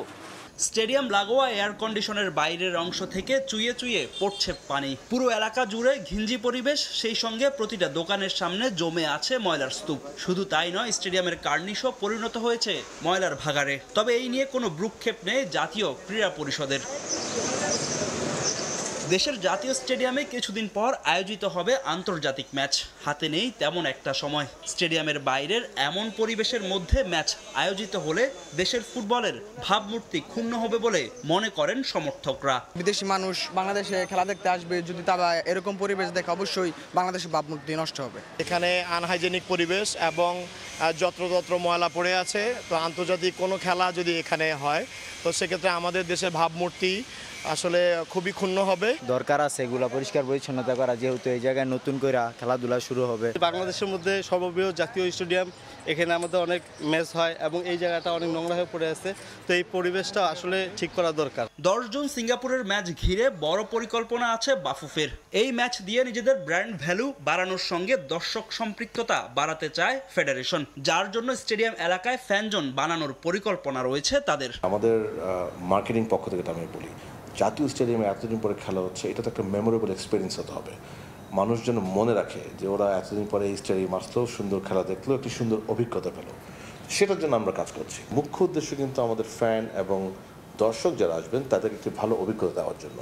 সো ফুটবলটাকে হয়তোবা তারা যেভাবে কখনো দেখে নাই, আমরা চেষ্টা করব সেভাবে দেখার জন্য। তবে স্টেডিয়ামের বাইরে এই নোংরা পরিবেশ নিয়ে দ্রুত কোনো উদ্যোগ না নিলে ব্যাঘাত ঘটবে বাফুফের পরিকল্পনায়। ফাহিম ইসলাম, সময় সংবাদ, ঢাকা। মেয়াদ বাড়ছে না ক্রীড়াঙ্গন সংস্কারে সার্চ কমিটির, জানিয়েছিলেন যুব ও ক্রীড়া উপদেষ্টা। অথচ যাদের কমিটি বিলুপ্তের ঘোষণা এসেছে, খোদ তারাই জানেন না এ তথ্য। মন্ত্রণালয় থেকে দেয়া হয়নি কোনো চিঠি, জানিয়েছেন সার্চ কমিটির আহ্বায়ক জুবাইদুর রহমান রানা। এদিকে ফেডারেশনগুলোর গঠনতন্ত্র সংস্কারের খসড়া তৈরির আগেই কমিটির কার্যক্রম শেষ করার ঘোষণায় অবাক তিনি। জাতীয় ক্রীড়া পরিষদ কর্তৃক গঠিত সার্চ কমিটির মেয়াদ আর বাড়ছে না বলে জানিয়ে দেন যুব ও ক্রীড়া উপদেষ্টা। অথচ যাদের কমিটি বিলুপ্ত করার সিদ্ধান্ত নিয়েছে এনএসসি, খোদ তারাই জানেন না এমন তথ্য। এখন পর্যন্ত আমরা কোনো চিঠি পাই নাই মন্ত্রণালয় থেকে, কিন্তু আমরা লোক মারফত বাইদাবাই জানতে পারলাম যে আমাদের এই কমিটির মেয়াদ 10 তারিখে শেষ হবে, সেজন্য একটা চিঠি ইস্যু হয়েছে। দেশের ক্রীড়াঙ্গনে চলছে শুভঙ্করের ফাঁকি। বেশ কিছু ফেডারেশনে ঘোষিত কমিটিতে আসেননি সার্চ কমিটির সুপারিশকৃত ব্যক্তিবর্গের নাম। এছাড়া গঠনতন্ত্র সংস্কারের চেয়ে ফেডারেশনগুলোর লিডারশিপেই বেশি গুরুত্ব দিয়েছে এনএসসি। তাই তো গঠনতন্ত্র সংস্কারের জন্য সার্চ কমিটি গঠন করলেও বাধ্য হয়েই বিগত 7 মাস ফেডারেশনগুলোর অ্যাডহক কমিটি গঠন করা নিয়েই কাজ করতে হয়েছে তাদের। যখন সময় এসেছে গঠনতন্ত্রে হাত দেওয়ার, তখন কমিটির বিলুপ্তের ঘোষণায় বিব্রতকর কমিটির সদস্যরাও। যেই প্রজ্ঞাপনটা দেওয়া আছে ওটার মধ্যে যদি দেখেন, ওখানে পরিষ্কার করে লেখা আছে যে ওটার কোনো মেয়াদ ছিল না, এবং ওইটার কাজটা ডেজিগনেটেড ছিল হলো শুধুমাত্র গঠনতন্ত্র করার জন্য। আমাদের সার্চ কমিটির মেয়াদ শেষ হয়ে যাচ্ছে, আমরা এটা শেষ, এবং আমাদের পরবর্তীতে আমাদের গঠনতন্ত্র নিয়ে কাজ থাকবে। সেটা ডিপেন্ড করবে মন্ত্রণালয় আমাদেরকে আবার কিভাবে রিইনস্টেট করবে। কোনো ধরনের আলাপ আলোচনা ছাড়াই কমিটি বিলুপ্তর ঘোষণায় প্রশ্ন উঠেছে এনএসসির দায়িত্বজ্ঞান নিয়ে। শঙ্কা জেগেছে ফেডারেশনগুলোর গঠনতন্ত্র পরিবর্তন নিয়েও। যদিও গঠনতন্ত্র সংস্কারের কাজ অনেকটাই সম্পন্ন করে ফেলেছে সার্চ কমিটি, তবে শেষ পর্যন্ত সবকিছুর পেছনে ক্রীড়া পরিষদের দূরদর্শিতার অভাবকেই দায়ী করছেন কমিটির আহ্বায়ক জোবায়েদুর রহমান রানা। সঙ্গে সামাল দিতে হয়েছে নানা প্রতিবন্ধকতারও। গঠনতন্ত্রের অলমোস্ট 80% আমরা শেষ করে রেখেছি। শুধুমাত্র আমরা এখানে থেমে আছি, সেটা হলো জাতীয় ক্রীড়া পরিষদ আমাদেরকে যেদিন ডিভিশনের সাথে মত বিনিময়ের ব্যবস্থা করে দিতে পারবে, তারপর থেকে আমরা বাকি কাজটুক সম্পন্ন করা আমাদের জন্য খুবই অল্প সময়ের ব্যাপার। দীর্ঘ 7 মাসের বেশি সময় সার্চ কমিটি কাজের অভিজ্ঞতায় সন্তুষ্ট নন জোবায়েদুর রহমান। সোমবার বাকি 25টি ফেডারেশনের অ্যাডহক কমিটির তালিকা হস্তান্তর করার কথা সার্চ কমিটির। এই কাজটা 3 থেকে 4 মাসের কাজ, যদি একটা রিদমে কাজটা করা যেত। রিফাতুল ইসলাম মিরন, সময় সংবাদ, ঢাকা। এ পর্যায়ে শীর্ষ সংবাদগুলো জানিয়ে দিচ্ছি আরেকবার। আওয়ামী লীগের বিচারের দাবি আগেই জানিয়েছিল বিএনপি, আমলে নিলে তৈরি হতো না বিব্রতকর পরিস্থিতি, বললেন সালাউদ্দিন। সিদ্ধান্তকে সাধুবাদ জানালেন জামায়াত আমির। শেখ হাসিনা, আসাদুজ্জামান খান কামাল ও সাবেক আইজিপি মামুনের বিরুদ্ধে জুলাই গণহত্যা মামলার তদন্ত শেষ। আজ প্রতিবেদন জমা দেবে তদন্ত সংস্থা। ডাকসু নির্বাচনের 11টি ধাপের 8টি সম্পন্ন করেছে প্রশাসন। চলছে কমিশন গঠনের প্রক্রিয়া। ভোটের আগে নিষিদ্ধ ছাত্রলীগ নেতাকর্মীদের বিষয়ে সুরাহার দাবি ছাত্রদলের। এবং তীব্র গরমে পড়ছে দেশের দক্ষিণ পশ্চিমাঞ্চল। বছরে তাপমাত্রা বাড়ছে 1 ডিগ্রি সেলসিয়াস। নেতিবাচক প্রভাব কৃষিতে। অপরিকল্পিত নগরায়ন ও শিল্পায়নকে দুষছেন বিশেষজ্ঞরা।